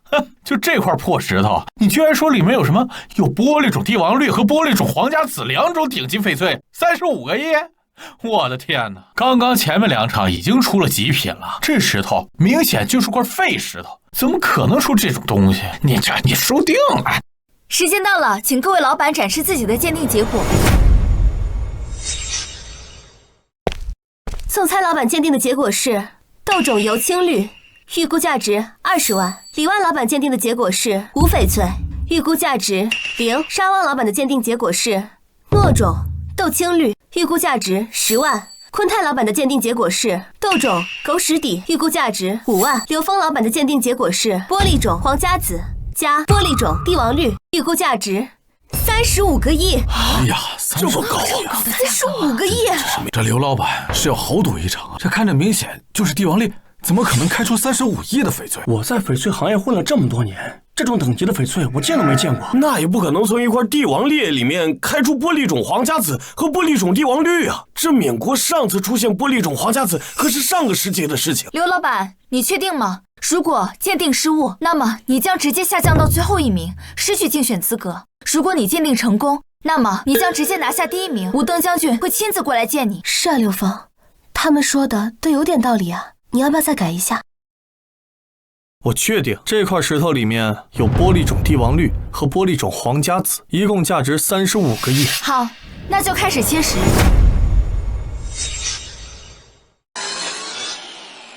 垮了，就是一块石头，没有翡翠。怎么样，刘峰，你玩完了？帝王裂它就是帝王裂，怎么可能出顶级翡翠？还35个亿，你呀玩完了。可惜了，前2轮零误差，这最后1轮栽得这么狠。不过这下少了个竞争对手，太贪心了。本来稳进前3的，非要豪赌这种不可能的事情。各位，经确认，这块帝王裂原石内部无任何翡翠，实际价值0。等一下，哎，你干什么？还要垂死挣扎？大家伙可都眼睁睁看着呢，这就是裂，里面什么东西都没有。你不要在这儿浪费时间了，怎么着？你是想拖延到大会结束吗？沙爷，我可不想耽误大家的时间，我只是不希望这么顶级的一块翡翠就这么埋没了。刚才切的位置不是翡翠的位置，我请求由我重新切割。再切一次也改变不了没有翡翠的事实。刘先生，大会规则规定，原石结果一旦确认，不得更改。可是你们结果是错的，刚刚切的位置不对。谁说结果是错的？吴登将军。郑将军。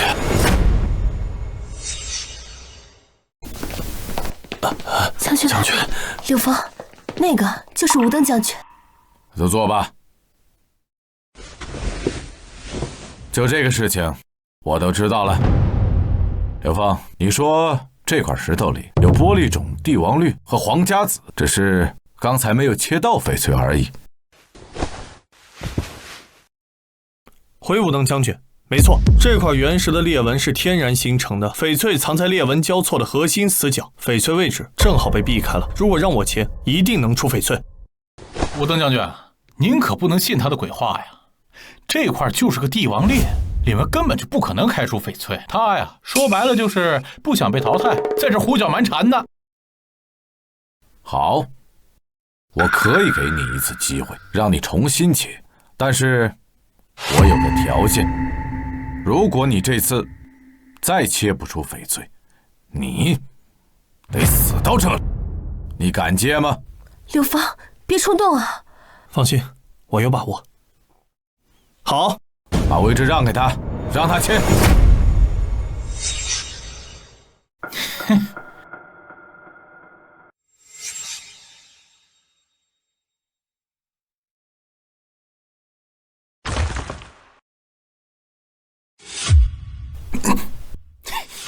将军，看到了吧？没有翡翠，他骗你。等一下，我是故意避开玉肉，这种顶级的玻璃翡翠是不能直接切割的，否则会破坏品质。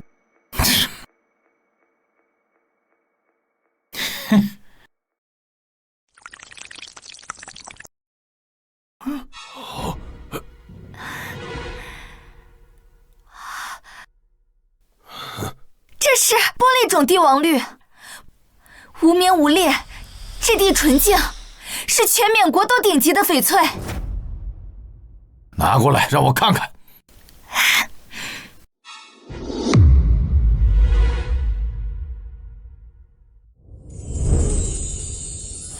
这辈子我没见过这么纯的帝王绿，颜色太正了。这品质至少值10个亿。没想到这块帝王裂里真的有个帝王绿，今天真长见识了。刘峰，你这剑玉的本事真是登峰造极了。没想到这纹裂死角的翡翠你都能看出来，简直是太厉害了。这已经超出了剑玉的范畴了，简直就是神迹啊！沙野，这回你总算相信这块石头能出翡翠了吧？哼，就算开出了玻璃种帝王绿，那又怎么了？那不才10个亿吗？你不是还写了什么玻璃种皇家紫？那可是25个亿。你要是开不出来，哼，那误差就是25亿，你还是倒数第一。没错，刘峰，光有帝王绿不够，还得有皇家紫才算零误差。太爷，您先别着急，这我还没切完呢。什么意思啊？难道这块原石里真的存在2块顶级翡翠？七长了，大长，又出翡翠了，是紫色的。紫色的翡翠啊！我的天哪！哎，真是啊，太不可思议了！看看，玻璃种，皇家紫。天哪！颜色纯正，质地通透，比帝王绿稀有数倍。这不可能啊！这一块帝王裂里面居然能出2种顶级翡翠，这不合常理啊！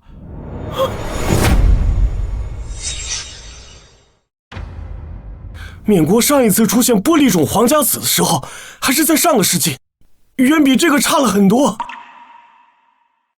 这件事我看走眼了，刘老板这是剑玉大师中的大师啊！一块帝王裂竟然出2块顶级翡翠，这在翡翠史上是绝无仅有的。我宣布，玻璃种帝王绿价值10亿，玻璃种皇家紫价值25亿，合计35亿。刘峰老板全程零误差。第一阶段段誉成绩公布，第1名刘峰，第2名沙旺，第3名昆泰，3人进入第2阶段争夺副会长资格。宋猜先生、李万先生，很遗憾，你们被淘汰了。刘老板，我心服口服。段誉本事你称第二，无人敢称第一。佩服！我在翡翠行业20年，从来没见过这样的剑狱本事，甘拜下风。两位老板客气了，主要还是吴登将军料子品质好，我只是运气好，刚好看到而已。罢了，比赛继续吧。恭喜刘峰、沙旺、昆泰3人晋级第2阶段。接下来大会进入第2阶段，本阶段将会产生商会的副会长。古人云玉不琢不成器，因此第2阶段的规则便是巧遇。要求3位晋级的老板在展示台的10块原石中各挑选1块，当场记录原石的基础价值。各位老板有3天时间处理原石，3天后返回会场，比拼每块原石的价值提升了多少钱，升值最高的获胜，当选商会的副会长，享受商会全部权利。为防止有人私下替换原石，上面每块原石上都有吴登将军的印章。这规则太考验本事了，选表现好的料子，价值提升空间小；选表现差的，切不出好翡翠就彻底输了。是啊，要是选蒙头料，切垮了连挽回的余地都没有，这简直是赌运气加真本事啊！你看那几块蒙头料，皮壳一点表现都没有，这放市场里都是按公斤卖的，万一切出来的是纯石头，那不是直接就输了？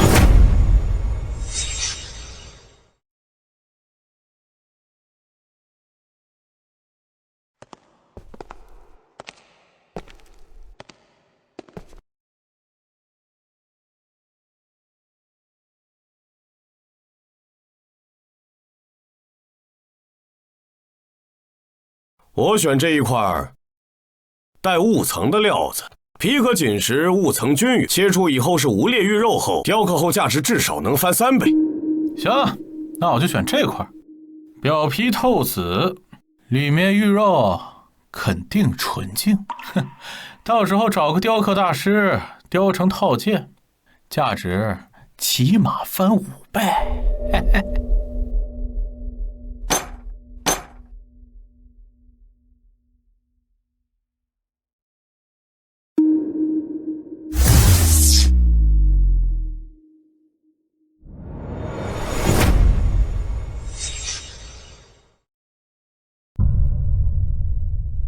这块料子是最垃圾的狗屎底杂色翡翠，白送给其他人都不要。但我有宝塔空间能升级翡翠，料子越差提升幅度越大。这狗屎底的杂色翡翠正好符合我的要求。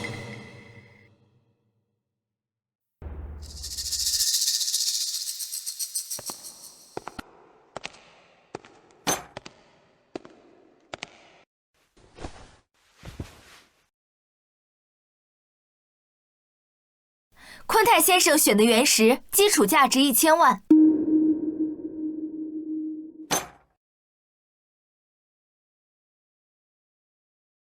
沙旺先生选的原石基础价值1200万。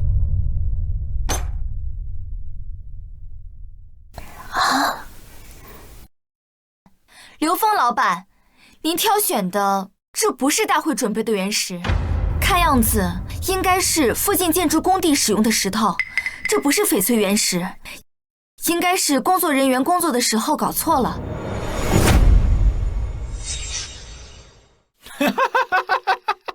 刘峰，你是眼瞎了吧？啊，连建筑垃圾跟翡翠原石都分不清，就这种破石头你还想开出来翡翠？我的天，回去做梦去吧！这也太离谱了！刘老板第一轮表现这么好，怎么犯这种低级错误？我看啊，就是上阶段赢了，被吴登将军夸了2句，自负了，连料子都懒得细看。刘老板，按大会规矩选定离手，您不能再更换其他任何原石。虽然是大会的失误，但规矩就是规矩。等一下，刘峰，我允许你再重新挑选一次，就当是你今天给我切出了帝王绿和皇家紫的答谢。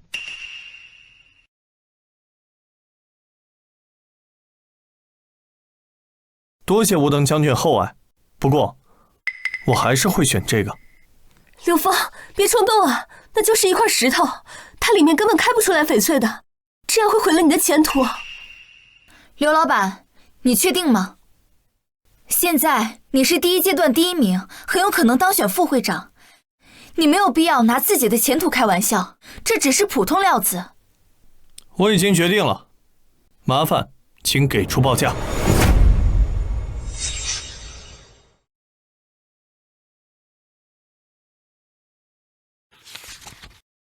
这个刘峰如此笃定，要用这块建筑废料，难道他是有所依仗？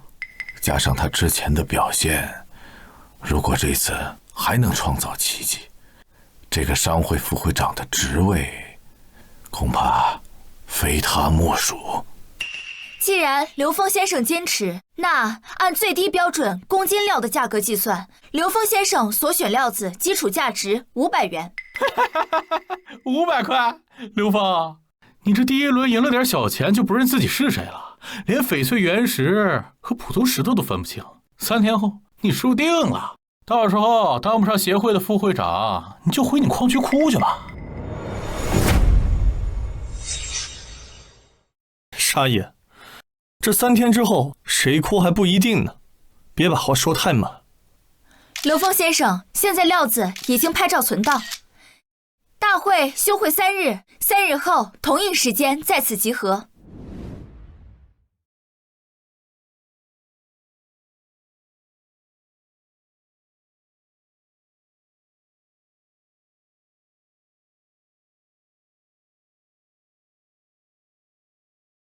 这狗屎底的杂色翡翠是翡翠中最垃圾的，但只要是翡翠，在宝塔空间就能升级为最稀有的翡翠。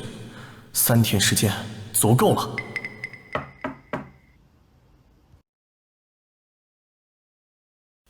阿雅，你怎么来了？刘峰，你的料子太差，想要升职可以找雕刻师进行雕刻。我已经联系了顶级雕刻师，他马上就来了。不用麻烦，我有办法处理这块料子，对付昆泰和沙旺根本用不着。可是，相信我，这个副会长的位置一定会是我的。这3天咱们就好好休息，等最终决赛就行了。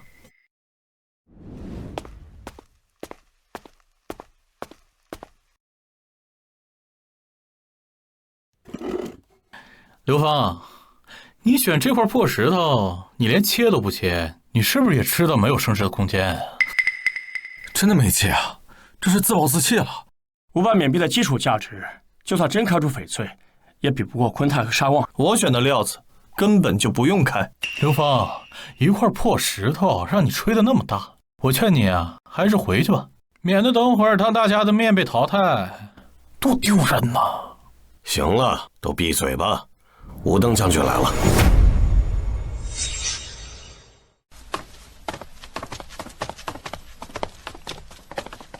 坐吧。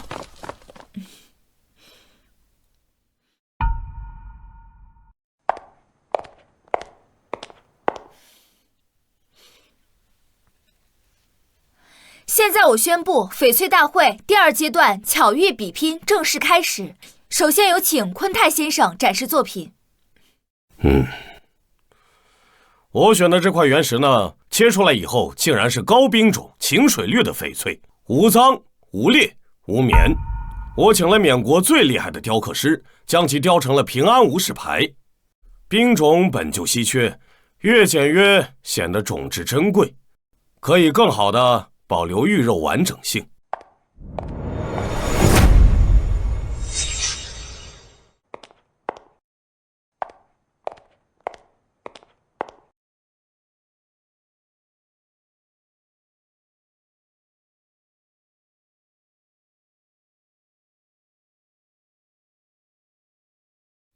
各位请看，昆泰先生的冰种晴水绿无事牌，种质纯净，透过玉肉可以看到文字，无一丝瑕疵，是高端翡翠里的珍品。这无事牌也太绝了，冰种晴水绿本就少见，还能保持这么完整的玉肉，价值起码翻10倍。昆泰的料子是1000万，现在看来这块料子至少值3个。昆泰先生的冰种秦水绿无事牌最终价值3亿，基础价值1000万，升值30倍。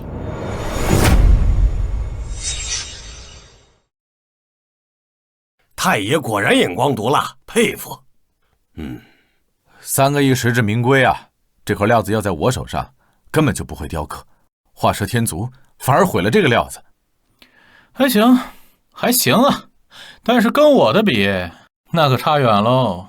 嘿嘿嘿嘿，刘峰，好好看着，我让你见识见识什么才叫顶级的宝物，免得一辈子只知道听着那破石头开。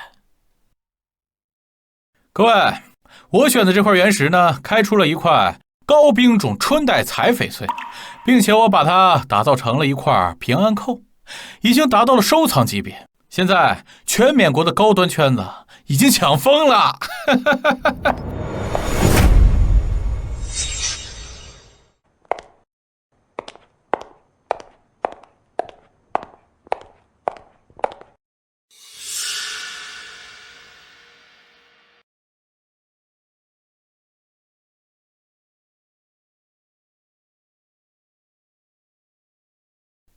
这春带彩太正了，紫色加上绿色，象征着春回大地，紫气东来呀。这高冰种质地双色分配均匀，这平安扣造型经典，这可比什么复杂的雕刻可值钱多了。没错，而且达到了收藏价值，这可是10万件春带彩也带不出1件的级别，现在看来至少值6个。高冰种春带彩本就难得，平安扣造型最能体现种水，还能不浪费一丝玉肉，做得好。请主持人鉴定价格吧，我已经等不及当副会长了。哈哈哈哈！沙旺先生的收藏级高冰种春带彩平安扣，种质纯净，双色自然，无瑕疵，是市场稀缺的高端货，最终价值6亿，基础价值1200万，升值50倍，比昆泰先生的成绩更为出色。凌峰，我一块石头就能把之前输的全部赢回来，你这石头也就值个1块钱，你已经丧失跟我比拼的资格了。我劝你还是回去吧。去你那矿场里好好哭吧！啊，刘老板太客气了，上一个阶段优势这么大，选了这块石头，自毁前程啊！哎，刘峰，你别理他，我相信你。放心，我有把握。刘峰，如果说你现在放弃竞争这个商会副会长，我昆泰保证你在我的地盘上绝对是平安无事，怎么样？感谢太爷，不过我刘峰还是想再往上爬一爬。哼，那你就自求多福吧。沙爷，你凭什么就确定我这块料子就是石头呢？死到临头还想挣扎？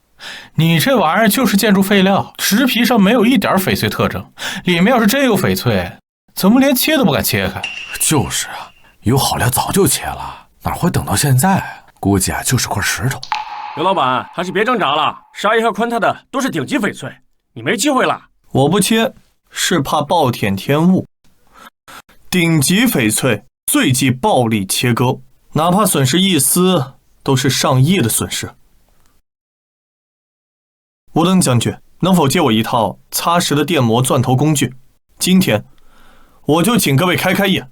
好让他们见识见识什么叫浑然天成。好，拿工具。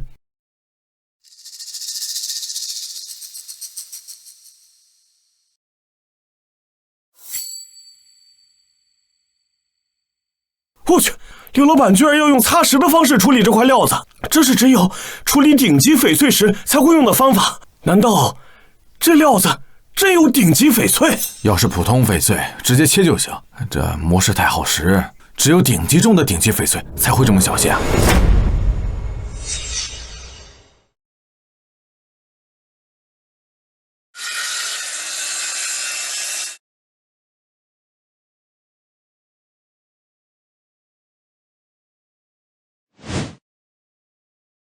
这是宝石级的玻璃种，福禄寿，绿为禄，红为福，紫为寿，3色均匀分布，质地纯净如水晶。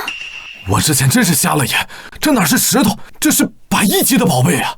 简单造型都这么耀眼，比昆台和沙旺的火稀有太多。对不起，刘老板，我不该说你挣扎，这才是真正的顶级翡翠，连简单打磨都舍不得，怕毁了品质，100亿都不值。这种宝石级福禄寿，有钱都买不到，价值最少300亿。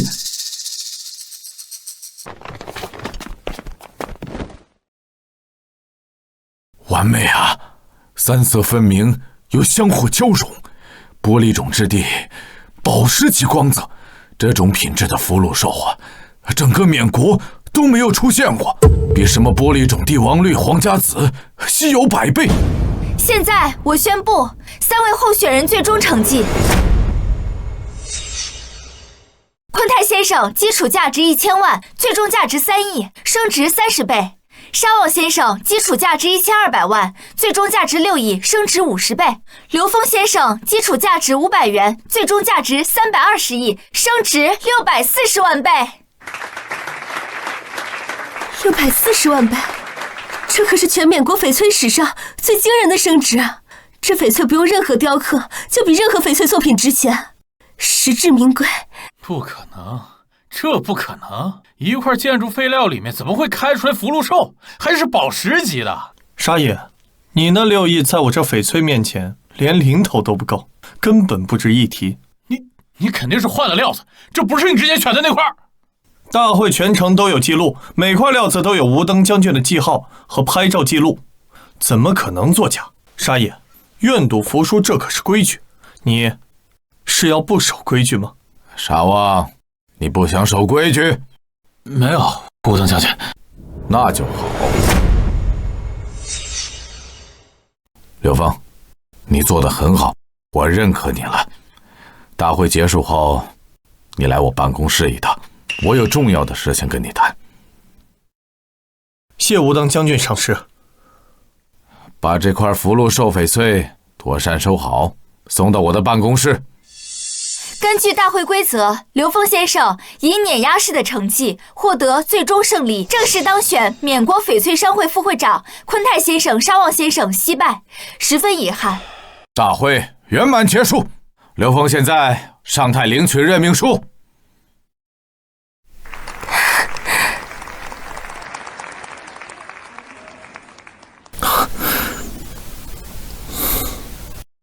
刘峰，这次算你运气好，下次你给我小心点儿。沙爷，我等着你的报复。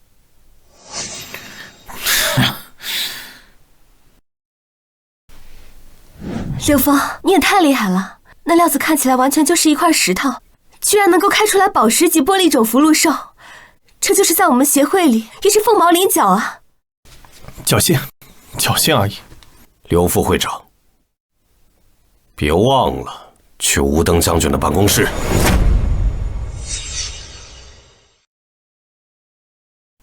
姐夫，姐，这到底是怎么回事？沙旺为什么不是副会长？姐夫，那刘峰他是个没根基的华夏人，凭什么他当会长？刘峰背靠着华夏玉石协会，又切出的宝石级的福禄寿，确实罕见。当着那么多矿区大佬的面，我没办法直接内定你，否则会落人口实。我不甘心啊，姐夫。是啊，这比赛本来就是走个过场，结果让刘峰那小子捡漏了。放心吧，我已经想好撤他职的办法了。什么办法？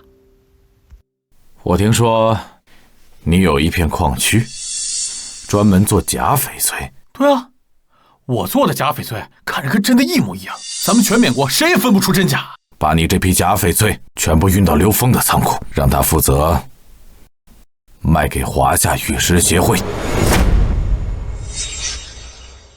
如果他卖不出去，就是渎职，我就直接撤了他的职。如果他卖出去了，华夏商会后来发现了，就会得罪了华夏商会，他失去了庇护，搞他就容易多了。这主意好，既能除了刘峰，又能让沙旺上位，一举两得。还得是姐夫高，真高！我这就去办去。哎，好好干，不要出纰漏。缅甸翡翠协会迟早是我们家的。刘峰不过是个意外，翻不起什么大浪。好了，姐夫，我这就去安排。刘峰已经在会客室等我了，把他叫过来吧。刘峰，来，请坐。刘峰啊，恭喜你当选了商会副会长。接下来我有2件重要的事情交代你。无论将军，请吩咐，我一定尽力做好。再过半个月就是缅国国王的生日宴，你作为商会副会长，必须亲自参加，还得带上一份像样的礼物。缅王掌控着整个缅国的权势，就算是我也得恭恭敬敬，你千万不要怠慢。不知道咱们缅国国王都喜欢些什么，我也好准备寿礼。咱们缅国盛产翡翠，国王已经对翡翠玉石不感兴趣了，他最近迷恋上了古玩。你找一件品相好、有年代的古玩送去，一定能讨到缅王的欢心的。多谢无灯将军提示。不知道这第2件事是什么？第2件事情吧，在我们的商会名下有一片矿区，积压了一批翡翠原石，一直没有找到合适的渠道售卖。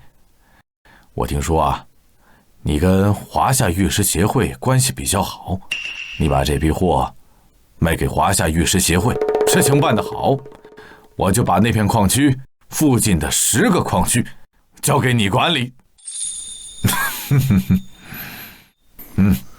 10片矿区，这可是天大的好机会。有了这些矿区，我的宝塔空间肯定能迎来一大波升级，到时候能力只会更强。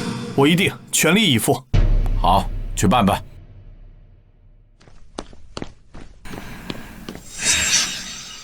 刘峰，这些料子是哪儿来的？这些都是商会名下积攒的货，无灯将军让我接手收买。刘峰，这些料子是哪儿来的？这些都是商会名下积攒的货，无灯将军让我接手售卖。我们协会正好需要补货，每块最少能给100万以上的价格。我看着也不错，种水看着很纯，能卖个好价钱。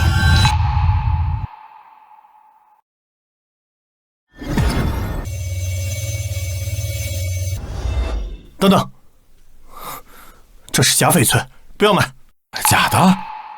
我们看了这么多年翡翠，一点破绽没有啊！把切割机推过来，切一块看看就知道了。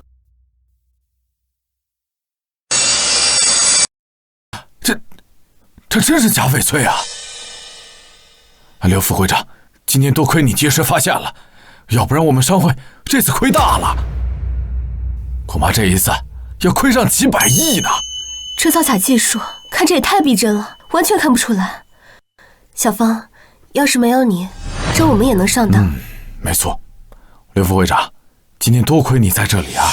为了对你表示感谢，今后我们协会从你这里收的翡翠，我们全部按照纯利10%给你返点。多谢王会长，我也是做了副会长应该做的事。你放心，这件事我一定查到底。给我查清楚这批原石来自哪个矿区，我要知道是谁做的假翡翠，这不是坏我们商会的名声。是刘哥，我现在就去查。王会长，去我办公室休息一下。好，我们也有几个消息渠道，我们一起查一查。刘哥，查到了，这批假翡翠的原矿区之前是沙旺的地盘。沙旺，我查到一个关键信息，沙旺的姐姐兰达早就嫁给了吴登将军。难怪突然让你接手这批翡翠，就是想借假翡翠害你。吴登应该一开始就不想把这个会长位置交给你，但是你太优秀，又不得不给你，所以就设下这么一个圈套，好让你得罪我们，我们也不会帮你。原来如此，怪不得吴登将军这么器重我，原来是想把我拉下副会长的位置给沙旺。那现在怎么办？他们肯定还会有后续动作，你一定要小心。目前看来，我必须取代吴登成为翡翠商会的会长，否则一定会被他害死的。刘老板，你放心，我们华夏玉石协会是你永远的盟友。不过什么？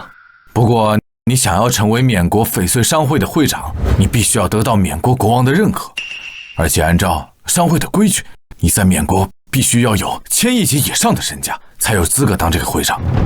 成为会长需要1000亿身家和国王的认可。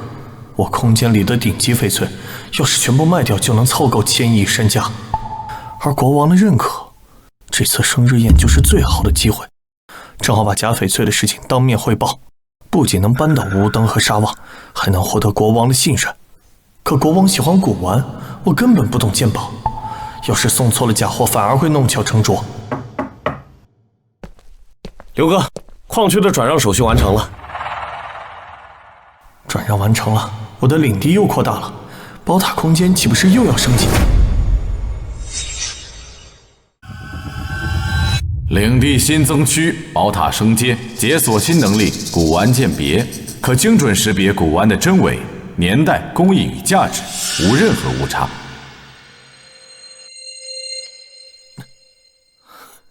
天助我也！正好解决了我不懂得鉴宝的难题。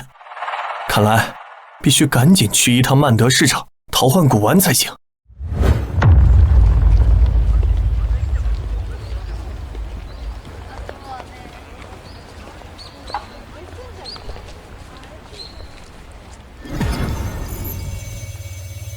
哎，这位老板眼光不错呀，这件可是老物件，我从乡下收来的，虽然是残件，但品相还行，一口价200万，成要的话可以便宜一点。这件锈迹太多，12000，卖不卖？行，成交。看你是诚心要，我也不赚你钱。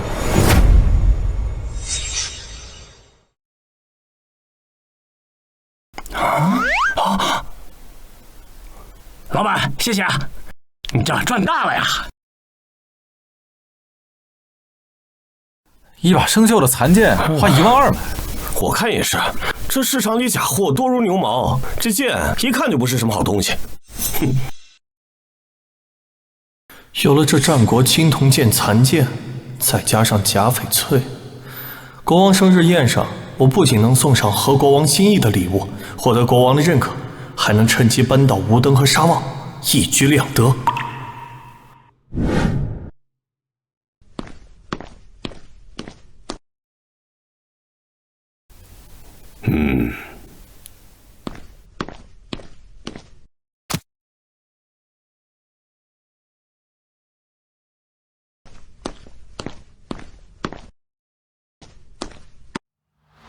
王会长的信息果然没错，沙旺和吴登是亲戚，这次生日宴，他们肯定没安好心。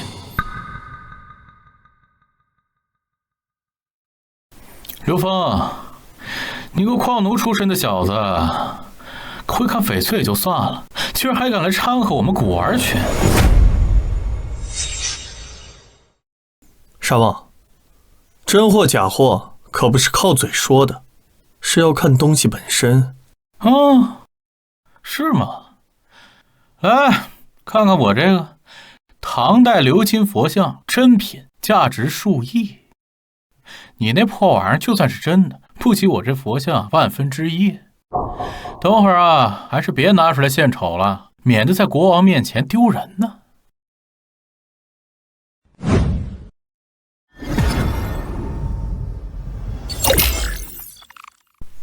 沙旺呀沙旺，竟然拿了一个假货来糊弄国王，活到头了。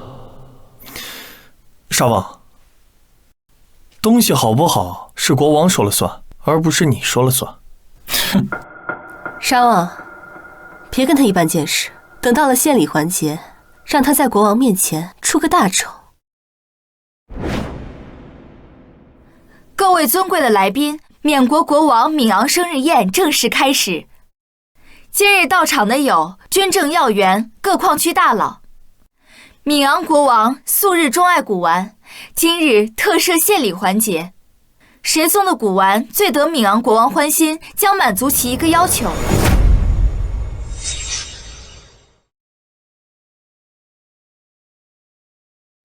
为了保证古玩真伪，本次献礼由闵昂国王御用鉴宝大师马温大师坐镇。马大师鉴宝40余年，阅宝无数，从未有过一次失手，是全缅国乃至东南亚最权威的鉴宝泰斗。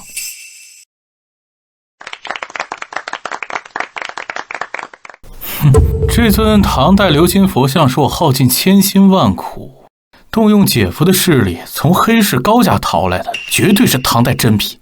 只要闵昂国王满意，我不仅能夺回副会长之位，还能让刘峰死无葬身之地。我先来，我要向大人献上绝世珍品。刘峰，你那破铜烂铁就别拿出来丢人了，今天好好见识见识什么是真正的古玩。大人，矿区负责人沙旺向您献上这尊唐代鎏金佛像，此佛像历经1000年，依然保存完好，是不可多得的稀世珍宝啊！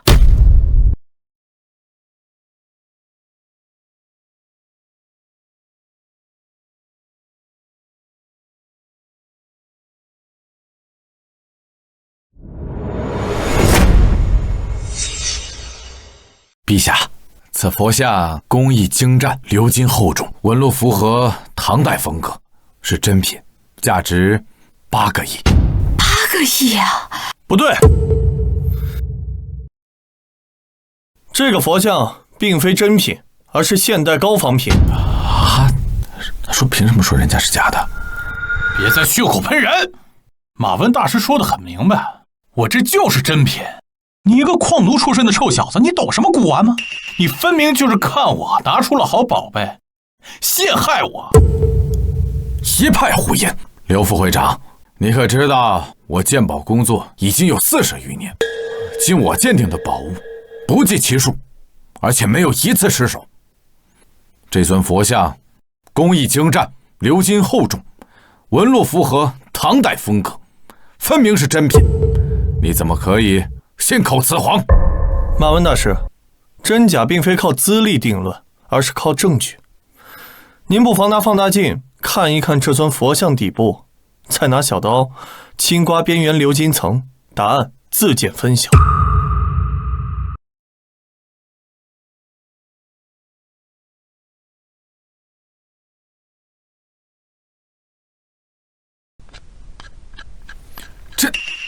这怎么可能？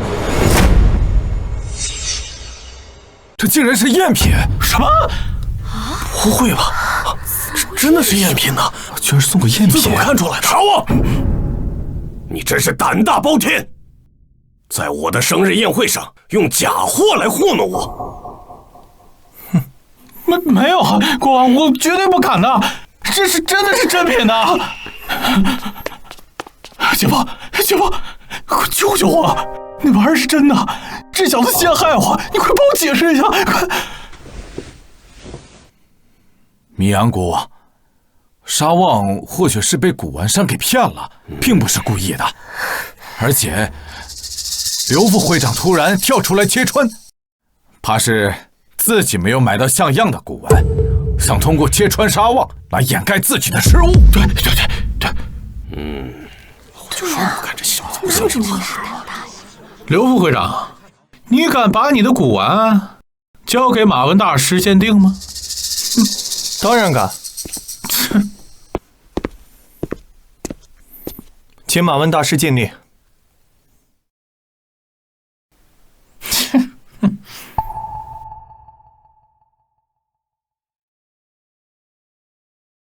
陛下，这是战国的青铜残剑，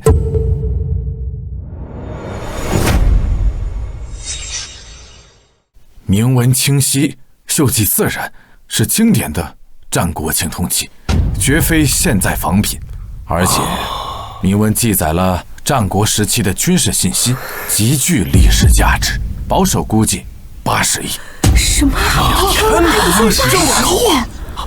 这么高！天哪，这才是真正的珍品。刘峰，你用心了。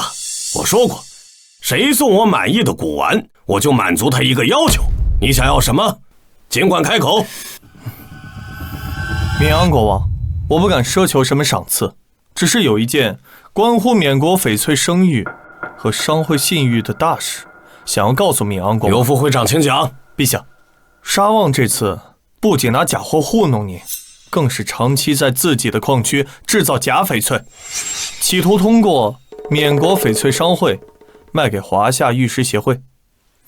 王会长可以作证，若不是我及时发现并且拦下，这华夏玉石协会将面临巨大的损失，缅国翡翠在国际上的声誉也将一败涂地，商会的信誉更是荡然无存。米安国王，刘副会长所言句句属实，我们协会也险些买下那些假翡翠，若非刘副会长出手，我们就蒙了大祸。不仅如此，我华夏玉石协会还经常收到投诉，声称在缅国矿区购买的翡翠是假货，追溯源头后都是在沙旺的矿区买的。哼，沙旺，你胆子也太大了，在我的生日宴会上送我假古玩，蒙骗我，害我扫兴，还敢在矿区制造贩卖假翡翠给华夏玉石协会。华夏已经崛起，你这样做是想害缅国，挑起两国的战争吗？不，国王，我不敢，我没那个胆子呀。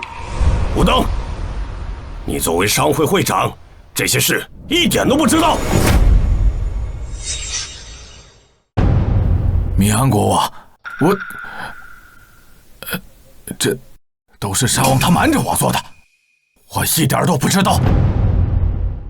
好，既然你都不知道，这个败类，你来处理吧。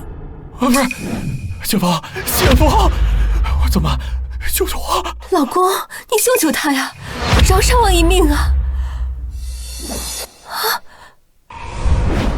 米安国王，沙旺他固然有错，但罪不至死啊！绵阳国王，吴登将军看来是下不去手，我可以替您清理沙旺这个危害缅国声誉的败类。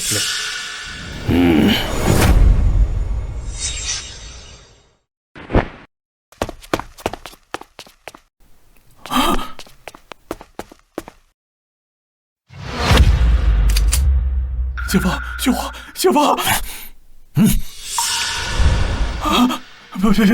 沙旺，你输了就该死！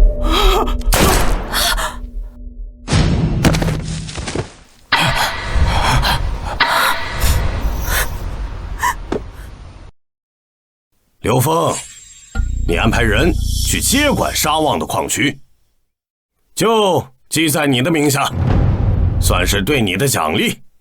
谢米昂国王。不用谢，这是你应该得的。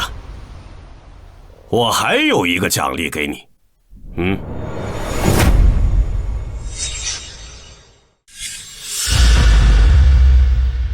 这枚勋章代表我对你的认可。1年之后，你可以参加我们缅国翡翠商会会长的竞选。谢米昂国王的信任。继续吧。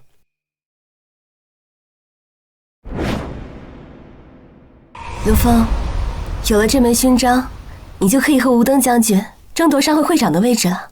没错，不过还需要1年。这1年内，吴登将军一定会对我出手。放心，不管怎样，我们玉石协会都会站在你这边。这样我扳倒吴登将军，成为翡翠商会会长的底气就更足了。这缅国翡翠的话语权一定要握在我手里。